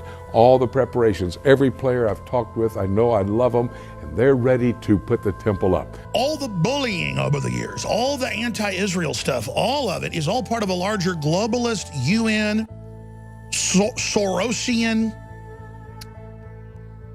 program, and the Vatican is heavily involved, and they want the UN to come in and take over that holy city. Talk about bringing in revelation.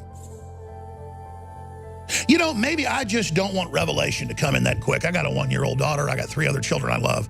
Maybe I just don't like seeing it fulfilled, to have the Babylon whore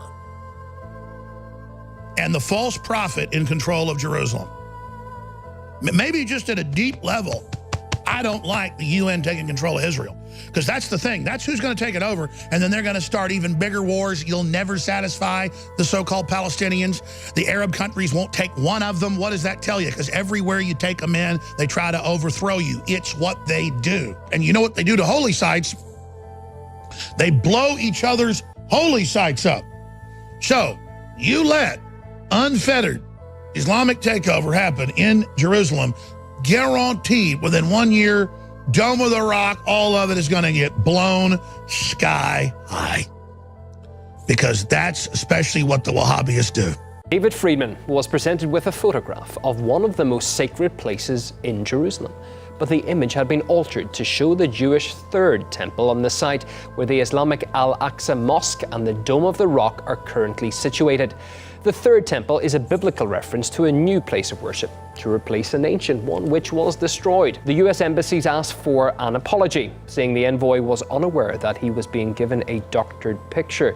The region is still reeling from deadly protests against the relocation of the embassy to Jerusalem. We are in the final days. I believe you're going to hear more talk about the great temple being built in Israel. Do you believe that at all? I didn't ask you ahead of time, so maybe. Well, yeah, I mean, certainly, and there's a push for that. And did you notice that one of the very first things when Trump was elected, the rabbis in Israel calling on him and Putin to use their international clout to do what? To rebuild the temple. Don't think this can't happen. I think impetus is on our side right now. I think we're moving towards a moment. And the rabbis over there, some of what the mystical rabbis are saying is very, very curious right now.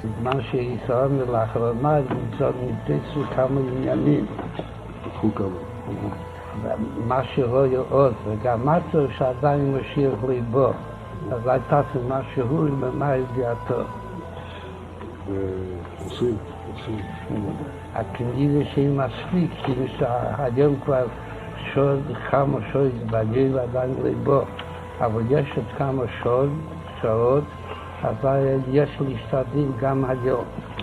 Every day, 3 times a day, Jews recite this prayer. May it be your will that the temple be speedily rebuilt in our own time. It's a prayer they prayed for almost 2,000 years. But Jews here in Jerusalem are doing more than just praying. Just a few steps away from the Western Wall, rabbis and craftsmen are building what they call a temple in waiting. We're supposed to build a temple, and nothing about that changed. Nothing about that commandment changed. Chaim Richman is a director at the Temple Institute in Jerusalem. The Temple Institute is actively engaged in research and preparation for the resumption of the service in the Holy Temple, to the extent of actually preparing operational blueprints for the construction of the temple according to the most modern standards. This menorah is just one of several vessels created for the next temple. It's covered with 95 pounds of pure gold and has a price tag of $2 million. Piece by piece, the third temple is taking shape, with priest garments, vessels of copper, gold, and silver, and a new generation of Levite priests, specially trained for temple service. The expression lost ark is not at all accurate for the Jewish people historically, because we never said that it was lost. Although it was hidden very well. There have always been those that have known exactly where it is. And historically, when King Solomon, who after all, as the Bible tells us, was the wisest of all men, when he oversaw the construction of the first temple, knowing with prophetic enlightenment that eventually it would be destroyed, he oversaw underneath the Temple Mount complex the construction of a very vast system of all sorts of corridors and mazes and chambers. And one of these chambers was built especially for the time when it would be necessary to hide the Ark of the Covenant, as well as some other items that I mentioned this morning. And we know exactly where that chamber is, and we believe that when the time comes, those items will be restored to the newly built temple. We have enough in place now to resume the divine service and to build the temple. But obviously, a lot of things have to happen in order for this to happen. Richmond isn't the only one who's ready to rebuild. You actually have blueprints, architectural drawings for the third temple? 3,000 years after King Solomon built the first Jewish temple, another Solomon is laying the foundations for the third. From the womb of my mother, I have a task and a mission in my life, which is connected with the rebirth of Israel. Gershon Solomon leads a group called the Temple Mount Faithful. They commissioned these cornerstones for the third temple. The 6-ton stones were consecrated with water from the biblical pool of Siloam and cut with diamonds. Trump upset victory divinely sent to begin messianic process, say Israeli rabbis, right?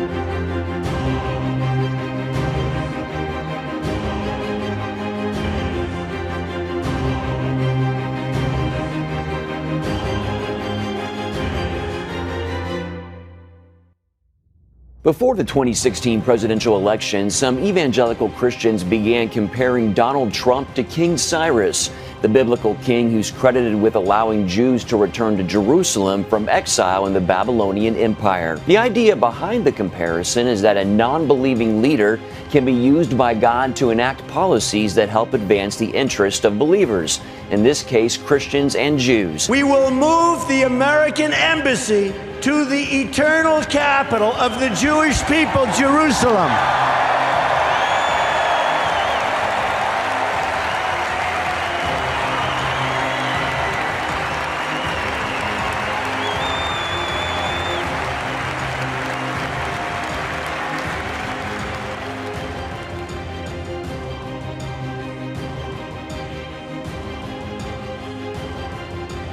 Donald Trump recognized history.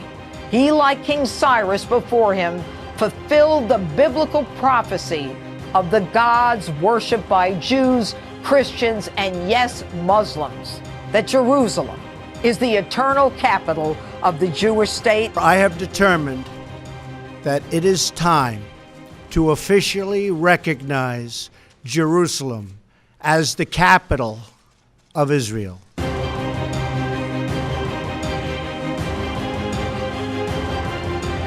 I think President Trump has made history. This will be remembered the way we remember the Cyrus Declaration from 2,500 years ago, when he told the exiles of Babylon, you can go back and rebuild the temple in Jerusalem. This is a historic moment, and we will always remember it.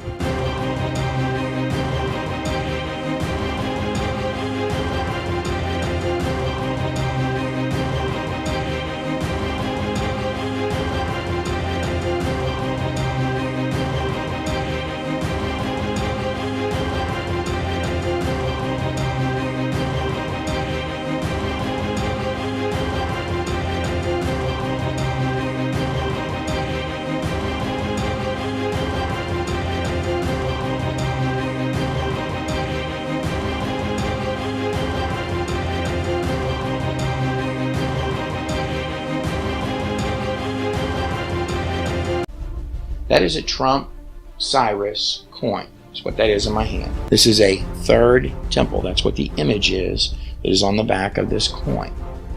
And you have Trump and Cyrus. A lot of people said these coins were actually a conspiracy. These didn't even exist. These are literal coins minted in Israel. This is a half shekel. It contains, I believe, 10 grams of silver, which is by the book. By the book, what that would be by Levitical law, what this coin would need to contain. This is what you would pay as the temple tax. It would be a half shekel. It was minted by the Institute for Knowledge of the Temple, and it has a picture of King Cyrus in the background, who was very influential in the rebuilding of the temple, the second temple. It has President Trump in the foreground, and on the back it has a picture of the temple itself. We hope that the declarations of both Cyrus and Trump will lead to the rebuilding of the third temple. When is the building? Very soon. We've already started. Yeah? Yes. And when it's due to be completed? That depends on how fast the workers work and how quickly we can collect the money from the treasury. President Trump is starting a prophetic process by moving the American embassy to Jerusalem. Just like King Cyrus 2,500 years ago said, he charged me to build a house in Jerusalem. Here again, President Trump is building a house in Jerusalem. Donald Trump sent Iranians who are the descendants of Persia a message to reflect on their own history, and that it was the king of Persia who 1,000 years before Muhammad was even born that said Jerusalem was the capital of the Jewish people's country. We are very happy to announce that the Mikdash Educational Center just produced a new Cyrus Trump temple coin. This special coin was produced and minted for the 70 years of the independence of the State of Israel, and to honor and praise President Donald Trump, who promised, but not only promised, also fulfilled this promise. And next week, we'll move the American embassy to Jerusalem. Do you really consider the embassy move as just one step in the direction of building the temple? It's a huge step. It's not just a step. It's a huge step because it is a step that is bringing together the biblical narrative, the narrative of Esav and Yaakov, the two brothers that were split thousands of years ago are now being brought together again, and this is all part of the biblical narrative. We believe that this is a huge step to the recognition of Jerusalem, of Israel, and the rebuilding of our third temple. This is the coin of a new beginning, a third temple. Okay. Wow. Trump and Cyrus again. Trump and Cyrus. Okay. Okay, these are what I want. All right. This is the Mikdash here. Okay, what does that mean, the Mikdash? Can you tell me? Tell me, it's for the third temple. Okay, that's the third temple. That's what this is. And I think we've made arrangements with these folks. I've got a limited number of these. We're going to put some of them up. From these donations are going to be used for the rebuilding and education of the third temple. The temple belongs to everybody, to the Jewish nation, but also to the whole world. In 3 languages, in Hebrew, in English, and in Arabic. So we're starting with the people of Israel, we're starting maybe with the Trump base, but I'm sure that maybe through Trump, everybody will understand not how Donald Trump is important, but how important Jerusalem and the temple is for the whole world. What does a setting of a stage mean for the end times? Well, for the end times, you need that temple right there. And this applies even the Islamic prophecies, this applies to Christian prophecies, and this applies to Jewish prophecies. All of them should have an interest in this. To get there, to get all of it. If we're following our prophecies honestly, any of us, and everybody's got their promise, for any of those prophecies, no matter what you're listening to come true, you need the puppy on that back of the coin.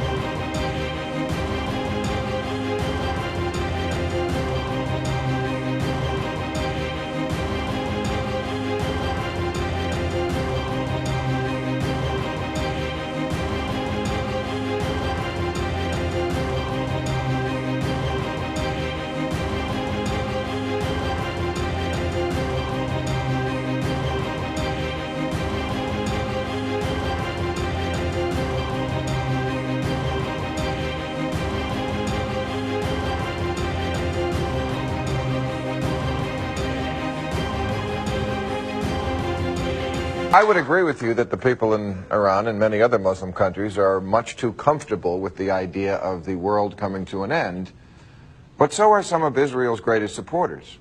Does it not make you a bit uncomfortable that the Christian right here in America, which backs Israel fervently, really does so because they think Jesus is going to return? Many of them believe he will do so in their lifetime. And when Jesus returns, he must return to whence he came. And what he's going to do when he gets there, basically, is convert all the Jews or kill them. Well, you know, let's argue about that point when it happens, right? But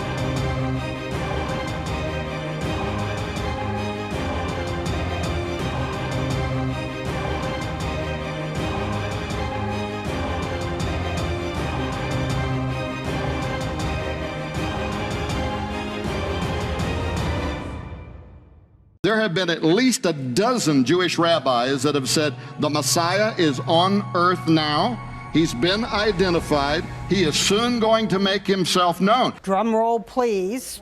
We present the actual voice of Jared Kushner. He has been seen but not heard, silently watching President Trump sign orders. Jared Kushner is usually in the middle of the action, but publicly mum. Well, thank you very much, Rudy. Jared Kushner can speak. He actually talks. He says Trump's kept his promises. I want to play some of these historic clips, though, of Jared Kushner. He speaks. He actually spoke from there at the dedication of the embassy that opens today. In fact, I hardly ever do this. I'm going to play Kushner twice.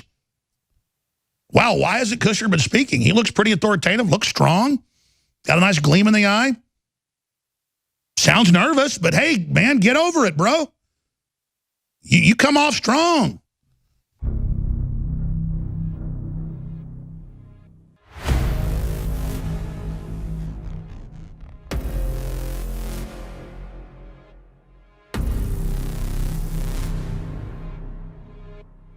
In the Jewish mindset, for the Messiah to arrive, you can't think of him like we think of Messiah.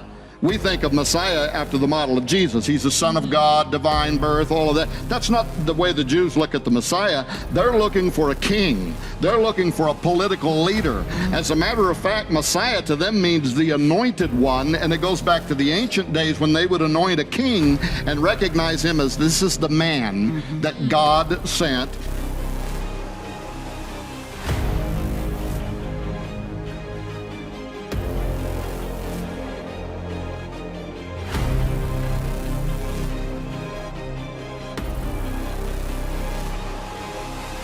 I'm not saying that they think he is the Messiah. What I actually think is that most of the rabbis there think he's John the Baptist and the Messiah is about to appear. He's the forerunner. He's the guy that's going to start the message in the wilderness, and the Messiah is going to come in on his heels.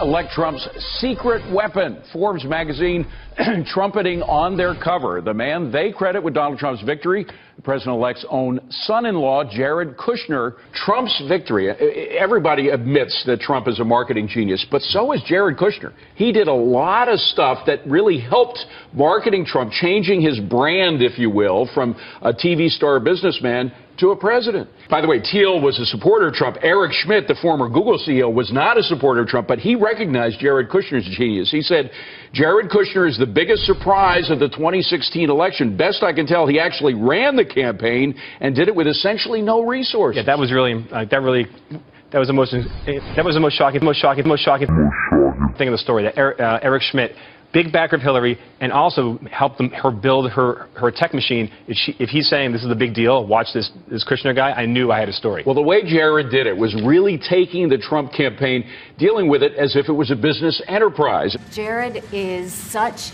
a hidden genius that no one understands. I mean, to redo the NAFTA deal the way he did, what I've done working with him on the Middle East peace plan, it is so unbelievably well done. And Ivanka's been just a great friend, and they do a lot of things behind the scenes that I wish more people knew about, because we're a better country because they're in this administration.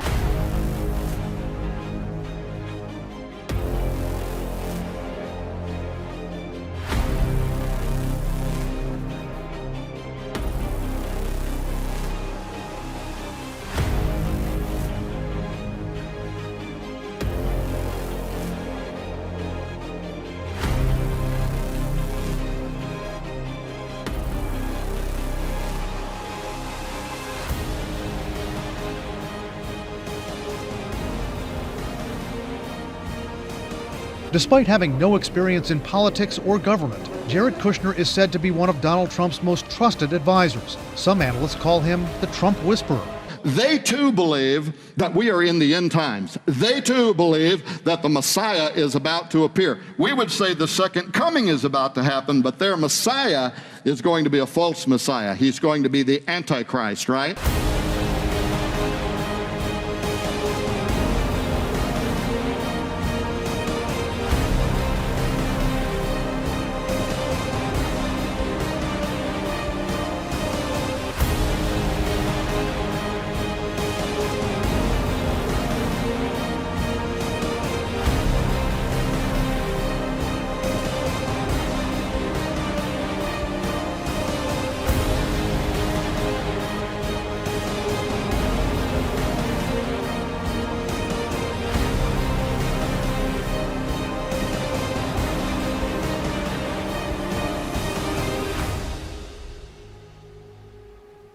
And so we need the temple service. We need to get back into Israel, the Messiah. Now, why are they saying that?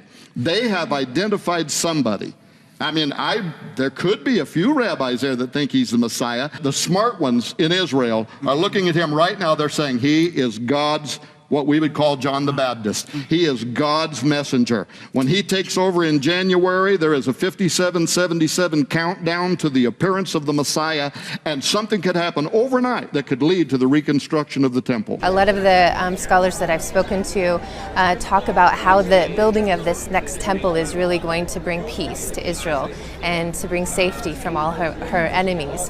And so in that way, I can see that any maybe leader that would be raised up, or somebody that would be able to bring the nations together, especially those who might align with Israel, that there might be some agreement that the temple could exist there and this person could be set up in the temple. What we know is that's probably going to be a false Messiah, because as we read in the book of Daniel, that there's a false Messiah that's going to make a peace agreement. And so that's the potential, is that something would be built for the false Messiah to set himself up.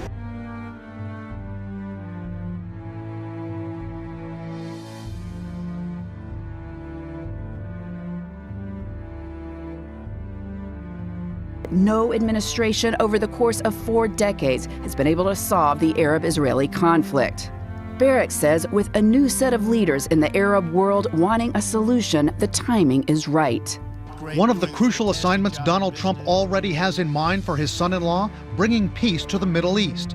He'll make a deal with Israel that no one else can. You know, he's a natural, Trump told the Times of London. President Trump declared that his son-in-law Jared Kushner could broker the toughest deal in the world, lasting peace between Israelis and Palestinians. Jared Kushner plans to travel to the Mideast on Wednesday to jumpstart a U.S.-led peace effort. Kushner will spearhead the push for negotiations between the Israelis and Palestinians. As President Trump's senior advisor, Jared Kushner is tasked with, among other things, trying to bring peace to the Middle East after defeating ISIS. A White House official says Kushner Kushner, who joined Mr. Trump on his recent trip to the Middle East, will hear directly from Israeli Prime Minister Benjamin Netanyahu and Palestinian President Mahmoud Abbas. President Trump was in Israel just last month, and talks have been continuing since then. Now he's asked his son-in-law to take the lead as the conversation continues. I am committed to trying to achieve a peace agreement between the Israelis and the Palestinians. The president believes forging a historic peace agreement is possible and believes his son-in-law is especially fit to achieve it.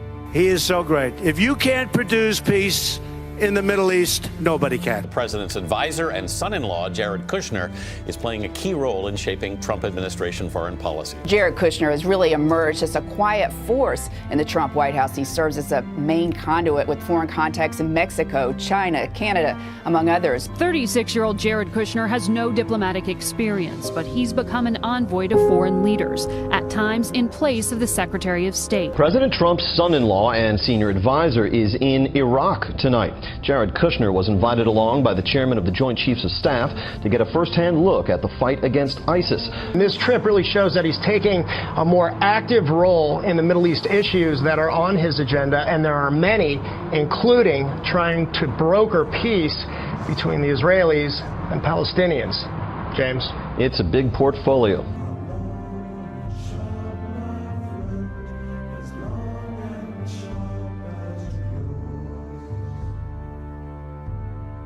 Finessing the strained relationships with Mexico and working with the Canadian government are also Kushner projects. Kushner has been pivotal in shaping the U.S.'s relationship with Mexico. Jared Kushner led the Mexican foreign minister into the Oval Office where they talked to President Trump and they advised him to tone down his rhetoric about Mexico. And he's now running a newly created office to integrate business ideas into the government. Critics say Kushner, an Orthodox Jew, is pushing Trump toward a more hardline stance on Israel. When it comes to Israel in the Middle East, the stakes are especially high, and for Kushner, it's also personal.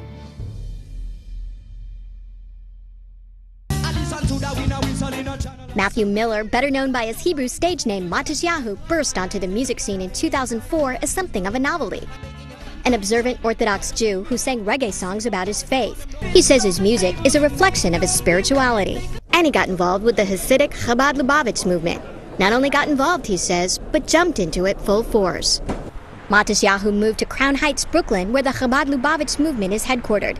And he entered a yeshiva, where he spent his weekdays in intensive study of the Torah. He says he was inspired by the beauty he found in the text. Matisyahu began performing those songs and became a sensation, the reggae singer with the Orthodox black hat and coat. The religious themes in his lyrics were numerous and overt. His top 40 hit, King Without a Crown, incorporates Chabad's belief that the coming of the Messiah, Mashiach, is near. The song's chorus is explicit. I want Mashiach now. What's this feeling, my love, with a hole in the ceiling? I give myself to you from the essence of my being, and I sing to my God. Songs of love and healing, I want Mashiach now. Want to tell the Rebbe the words of the new song that we're singing with Mashiach, right? So I'm just going to read him. Am Yisrael, have no fear. Mashiach will be here this year. We want Mashiach now. We don't want to wait. Okay?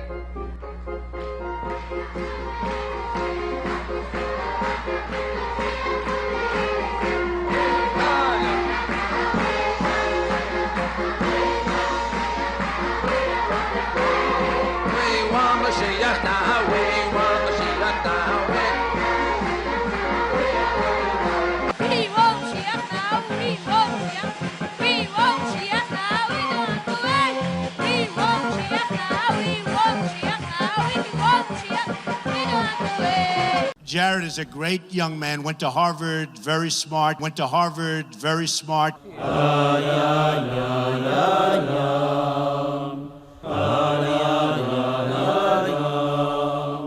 You want Mashiach now. We want Mashiach now. We want Mashiach now. We don't want to wait. We want Mashiach now. We want Mashiach now. We want Mashiach now.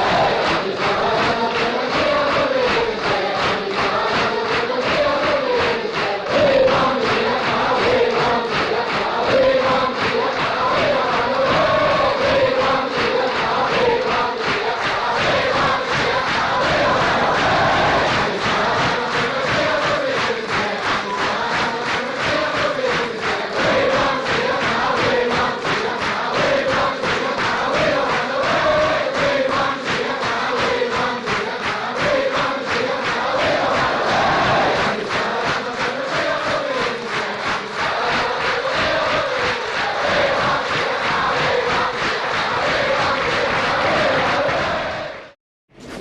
Jahr. Das haben die Kinder von Cleveland gemacht, da besser nicht durch Mugiot, aber ich rede schon, Zivus Hashem rein. Der ist auch mal gut gewünscht, ja. Alle Kinder da. Wir sind hier von Sydney, wir haben gemacht, ein Degen. Und dann besser nicht, dass wir schön mit Rambam. Samaton von Reben. Ist der, was hat das gemacht, und der hat dann geholfen. Thank you very much. That's for your gift. זה בשביל המתנה. מעניק לך את זה כשי לחג החנוכה, ואני מקווה שבית המקדש ייבנה במהרה בימינו, ושזה יישאר רק בגדר של מדגם. אמן. בקרוב ממש, זה העיקר. אמן. מה שישראל לאחרונה, זה ניתצו כמה עניינים. מה שרואה עוד, וגם מצו שעדיין משאיר ליבו. אז הייתה משהו במה ידיעתו. עושים. הכנראה שהיא מספיק, כאילו שהיום כבר שוד, כמה שוד בגלל עדיין ליבו, אבל יש עוד כמה שעות, אז יש להשתדל גם היום. Can I reveal, Jared, how long we've known you? Well, he was never small. He was always big. He was always tall. But The relationship between Israel and America is stronger than ever, and we really thank Prime Minister Netanyahu for his leadership and his partnership. Thank you. In Jerusalem, King David established our capital 3,000 years ago. In Jerusalem, King Solomon built our temple, which stood for many centuries. In Jerusalem, Jewish exiles from Babylon rebuilt the temple, which stood for many more centuries. In Jerusalem, the Maccabees rededicated that temple, and restored Jewish sovereignty in this land. And it was here in Jerusalem, some 2,000 years later, that the soldiers of Israel spoke three immortal words, Har Habayit Be'adenu. The Temple Mount is in our hands. The Temple Mount is in our hands. Words that lifted the spirit of the entire nation. We are in Jerusalem and we are here to stay. The miraculous rebirth of our nation. And we look ahead with pride to the remarkable contributions Israel will continue to make to all nations. Great things are happening today in the land of Israel, and God is moving. He is using his people and his land as a light unto the nations. The Jewish people shine as a light to all nations. The world is increasingly turning to Israel for answers on how to fight disease, terrorism, famine, the growing water crisis, and so much more. If a cure for cancer or Alzheimer's is found in the next few years, it's a good bet that it will be found in Israel.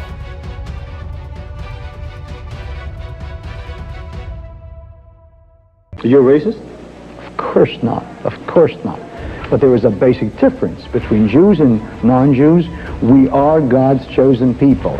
And if the Jewish leaders don't like that, then they can burn their local Bibles, but don't burn Kahana.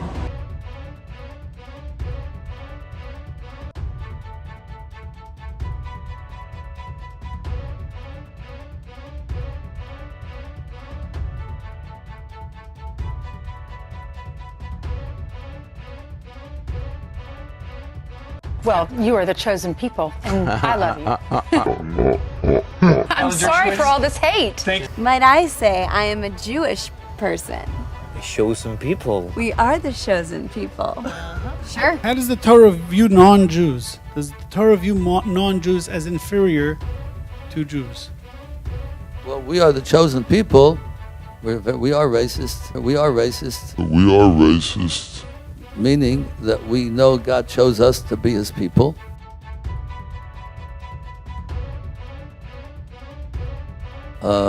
We know that non-Jews were created for a purpose. They're God's creations, and they have their place in the world.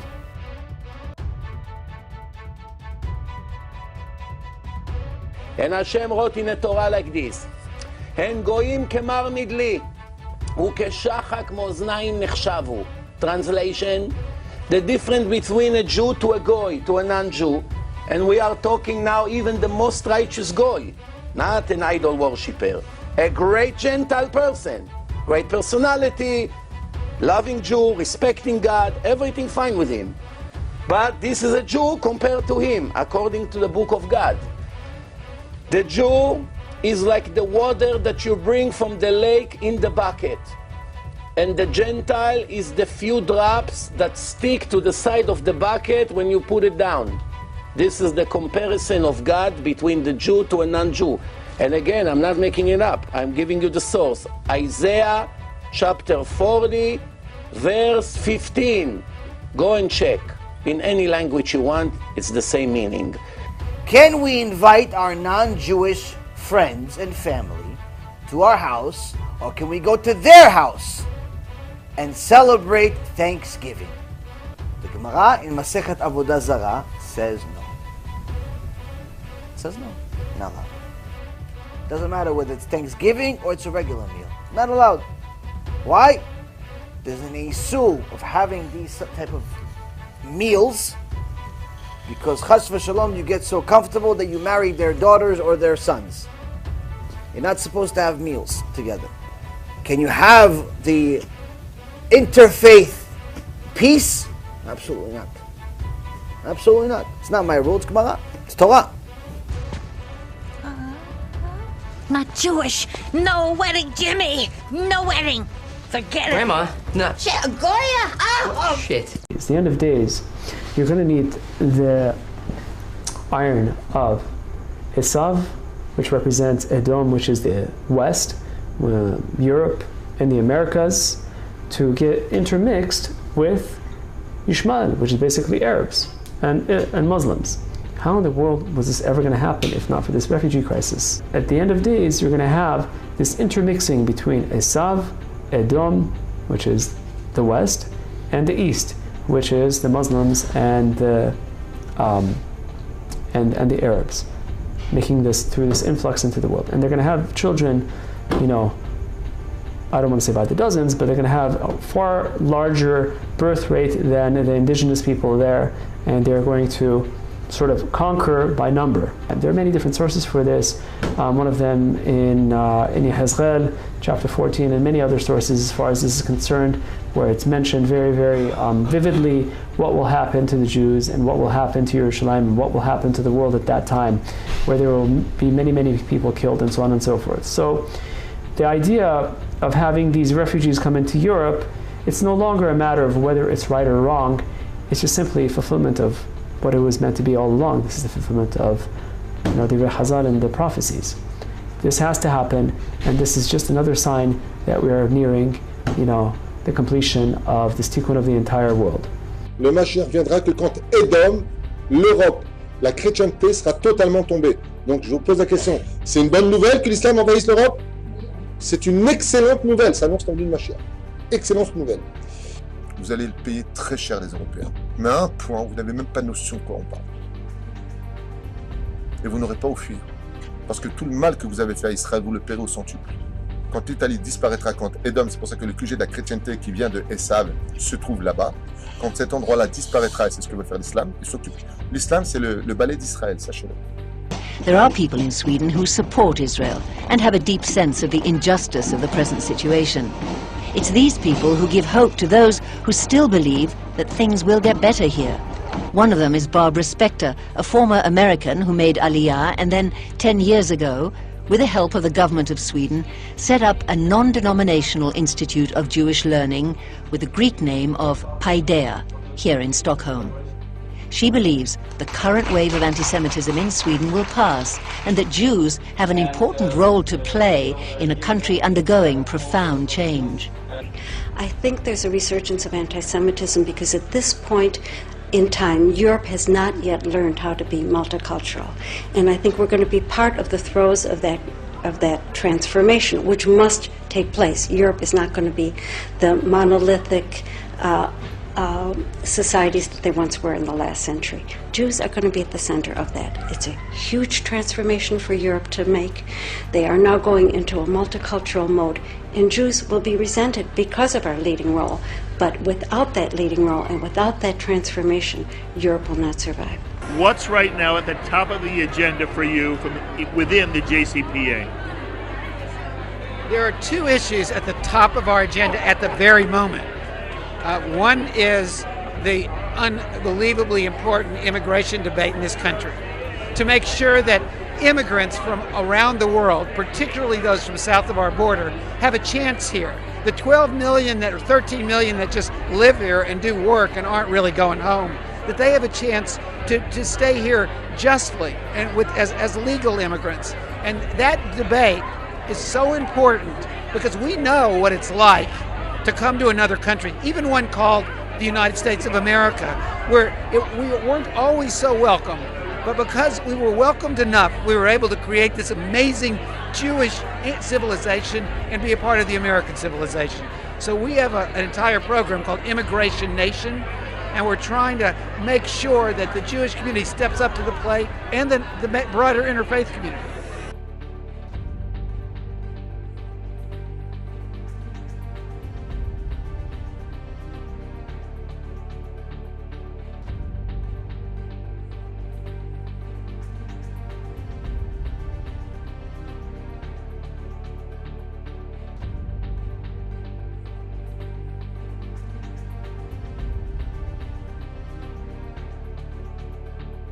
And we are saying, yes, we will love our neighbor. Last week, Hayes organized a letter signed by over 1,200 rabbis. Can you imagine getting 1,200 rabbis to agree on one thing? But agree they did, and what they agreed was to ask our elected officials not to halt or even to limit the United States Refugee Admissions Program.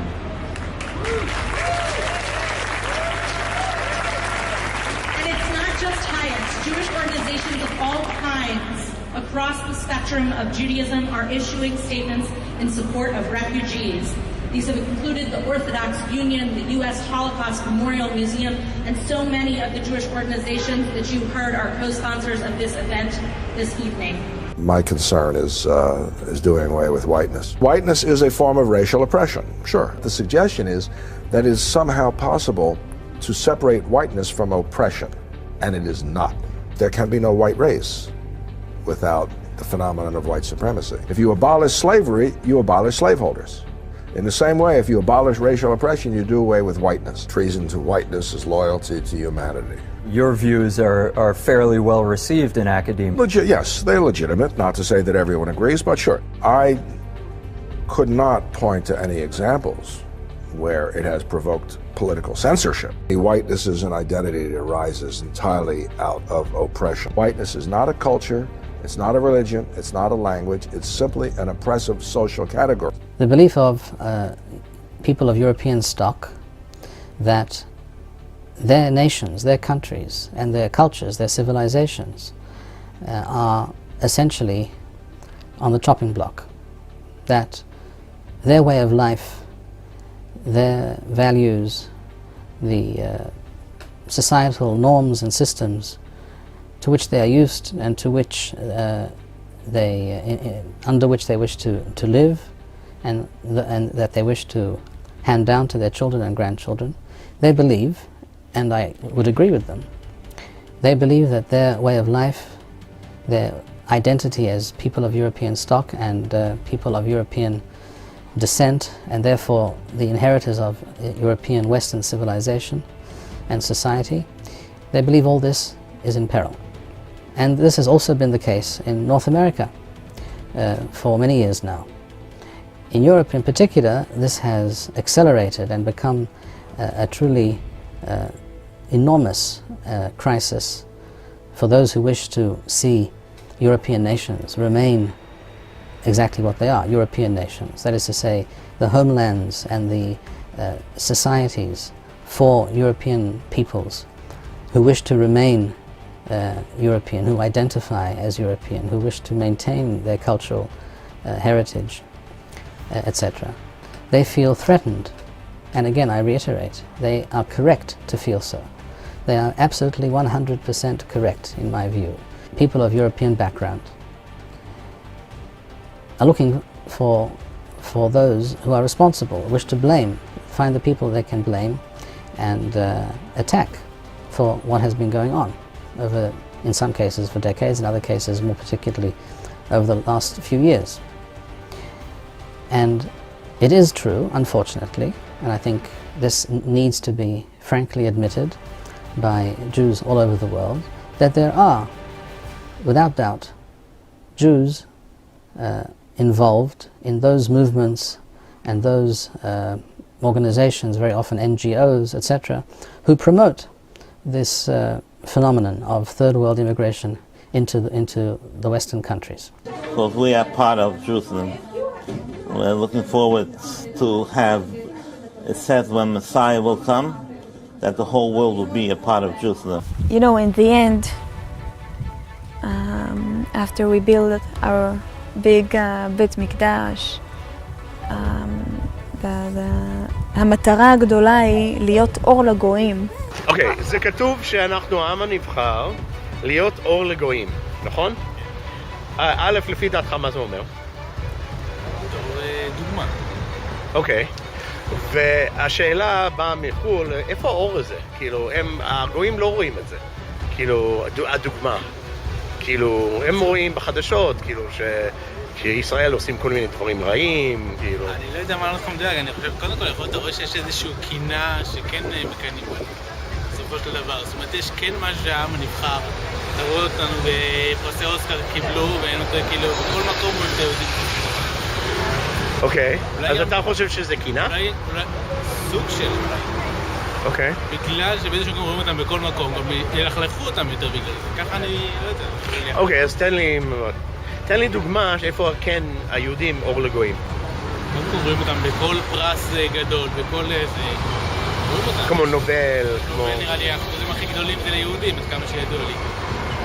אוקיי. פרסי נובל, אנשים שפרצו דרך.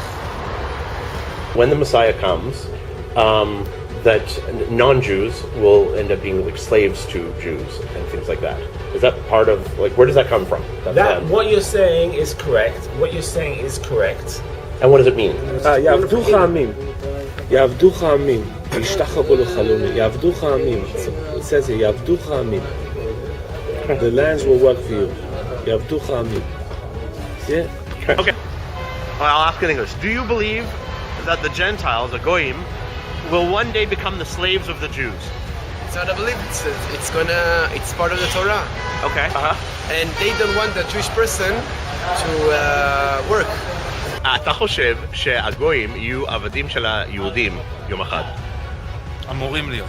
אוקיי, מה זאת אומרת, כאילו, אמורים להיות? לפי מה שכתוב בתורה, הגויים אמורים להיות העבדים שלנו. אוקיי. אבל היהודי היה במשך כל השנים העם הכי נרדף. מצד שני, כשמשיח יבוא, הוא יהיה העם הכי נבחר אחרי כל מה שקרה לו במשך כל השנים. האם אתה מאמין שהגויים יהיו עבדים של היהודים יום אחד? כן, זה כתוב בתורה. אוקיי, ומה זה אומר? בתורה אני מאמין. כן? ומה כתוב? כתוב בפירוש שהגויים יהיו עבדים שלנו? כן, כתוב שאחרי ביאת המשיח, אני אומר, כתוב אחרי ביאת המשיח, אני לא יכול להביא את הפסוק המדויק, אבל כתוב שאחרי ביאת המשיח יהיה מלחמה מאוד מאוד גדולה, ובסופו של דבר כן, הגויים יהיו עבדים של היהודים במשך תקופה, ואחרי זה העולם יחזור כאילו לקדמותו.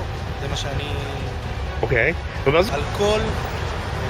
טוב, אני לא עוד פעם להביא את המספר המדויק, על כל יהודי אמור להיות 800 או יותר עבדים. אדם זה הכוונה, הנשמה של עם ישראל שלו מדרגה יותר גבוהה מהגויים. שמה? הנשמה של עם ישראל שלו מדרגה יותר גבוהה מהגויים. הם חיות, הם קרויים בהמות, כתוב אתם קרויים מועדון ואין הם קרויים מועדון. זהו, אבל לא הם בהמות. נכון, לא כתוב שהם בהמות. אבל יש לזה הסבר על זה, נכון? למה הם... רגע, זה מה שאני רוצה להבין. רגע, שקט. אז כן, מה כתוב? זה מה שאני לא מבין. כתוב שאתם קרויים אדם, והגויים לא קרויים אדם, זה מה שכתוב.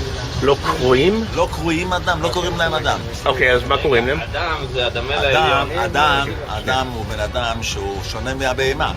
אם הבן אדם עושה את מעשה הבהמה, אז הוא כמו הבהמה, מה זה שווה? כל בן אדם צריך לשלוט על עצמו. זה היהודים שולטים על עצמם. אם היצר אומר להם לעשות דבר והם לא עושים, אז הוא בן אדם. אוקיי, אבל מישהו שהוא לא יהודי שעושה מה שצריך, הוא בן אדם או לא בן אדם? כן, צריך לעשות דברים נורמליים. בדרך כלל הם עושים, הם יכולים להרוג אנשים שלא רואים אותם. יהודי לא יהרוג יהודי, אפילו שלא רואים אותם. שנייה, אדם זה על שם הדמה לעליון. אדם זה כי הוא יכול לדמה לאלוקים. אוקיי? זה פירוש אדם. אנחנו הפכנו את זה, זאת אומרת, העם הפך את זה. האדם, בן אדם, כמובן, אתה בן אדם, אתה צריך להתנהג כמו בן אדם. אבל בעיקרון זה על שם עליון. אדם זה הדמה לעליון, וכיוון שאנחנו בנים של אלוקים, אז הוא קרא לנו בני אדם. עכשיו, הגויים מה שאין, כן? אלוקים עשה אותם בשביל שיעשו פה... בשביל לשרת את היהודים.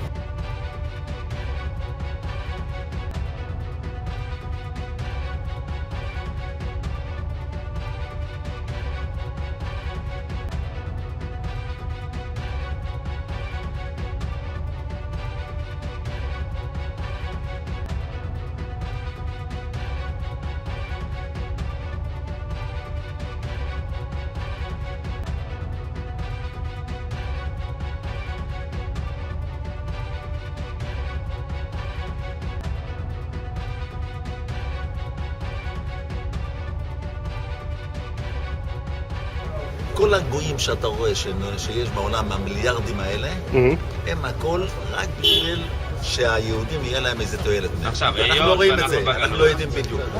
שנייה, כן, היות ואנחנו בגלות, אז אוטומטי עדיין הם עוד לא משרתים אותנו לגמרי, רק חלקית. כל אחד יהיה לו, כשמשיח יבוא, אז כל אחד יהיה לו... יהיה לו אלפים עבדים, 2,800 עבדים. בינתיים, המשיח לא כאן, אז איך הם משרתים אותנו? הם בונים לנו רכבים, בסדר, לא יודעים.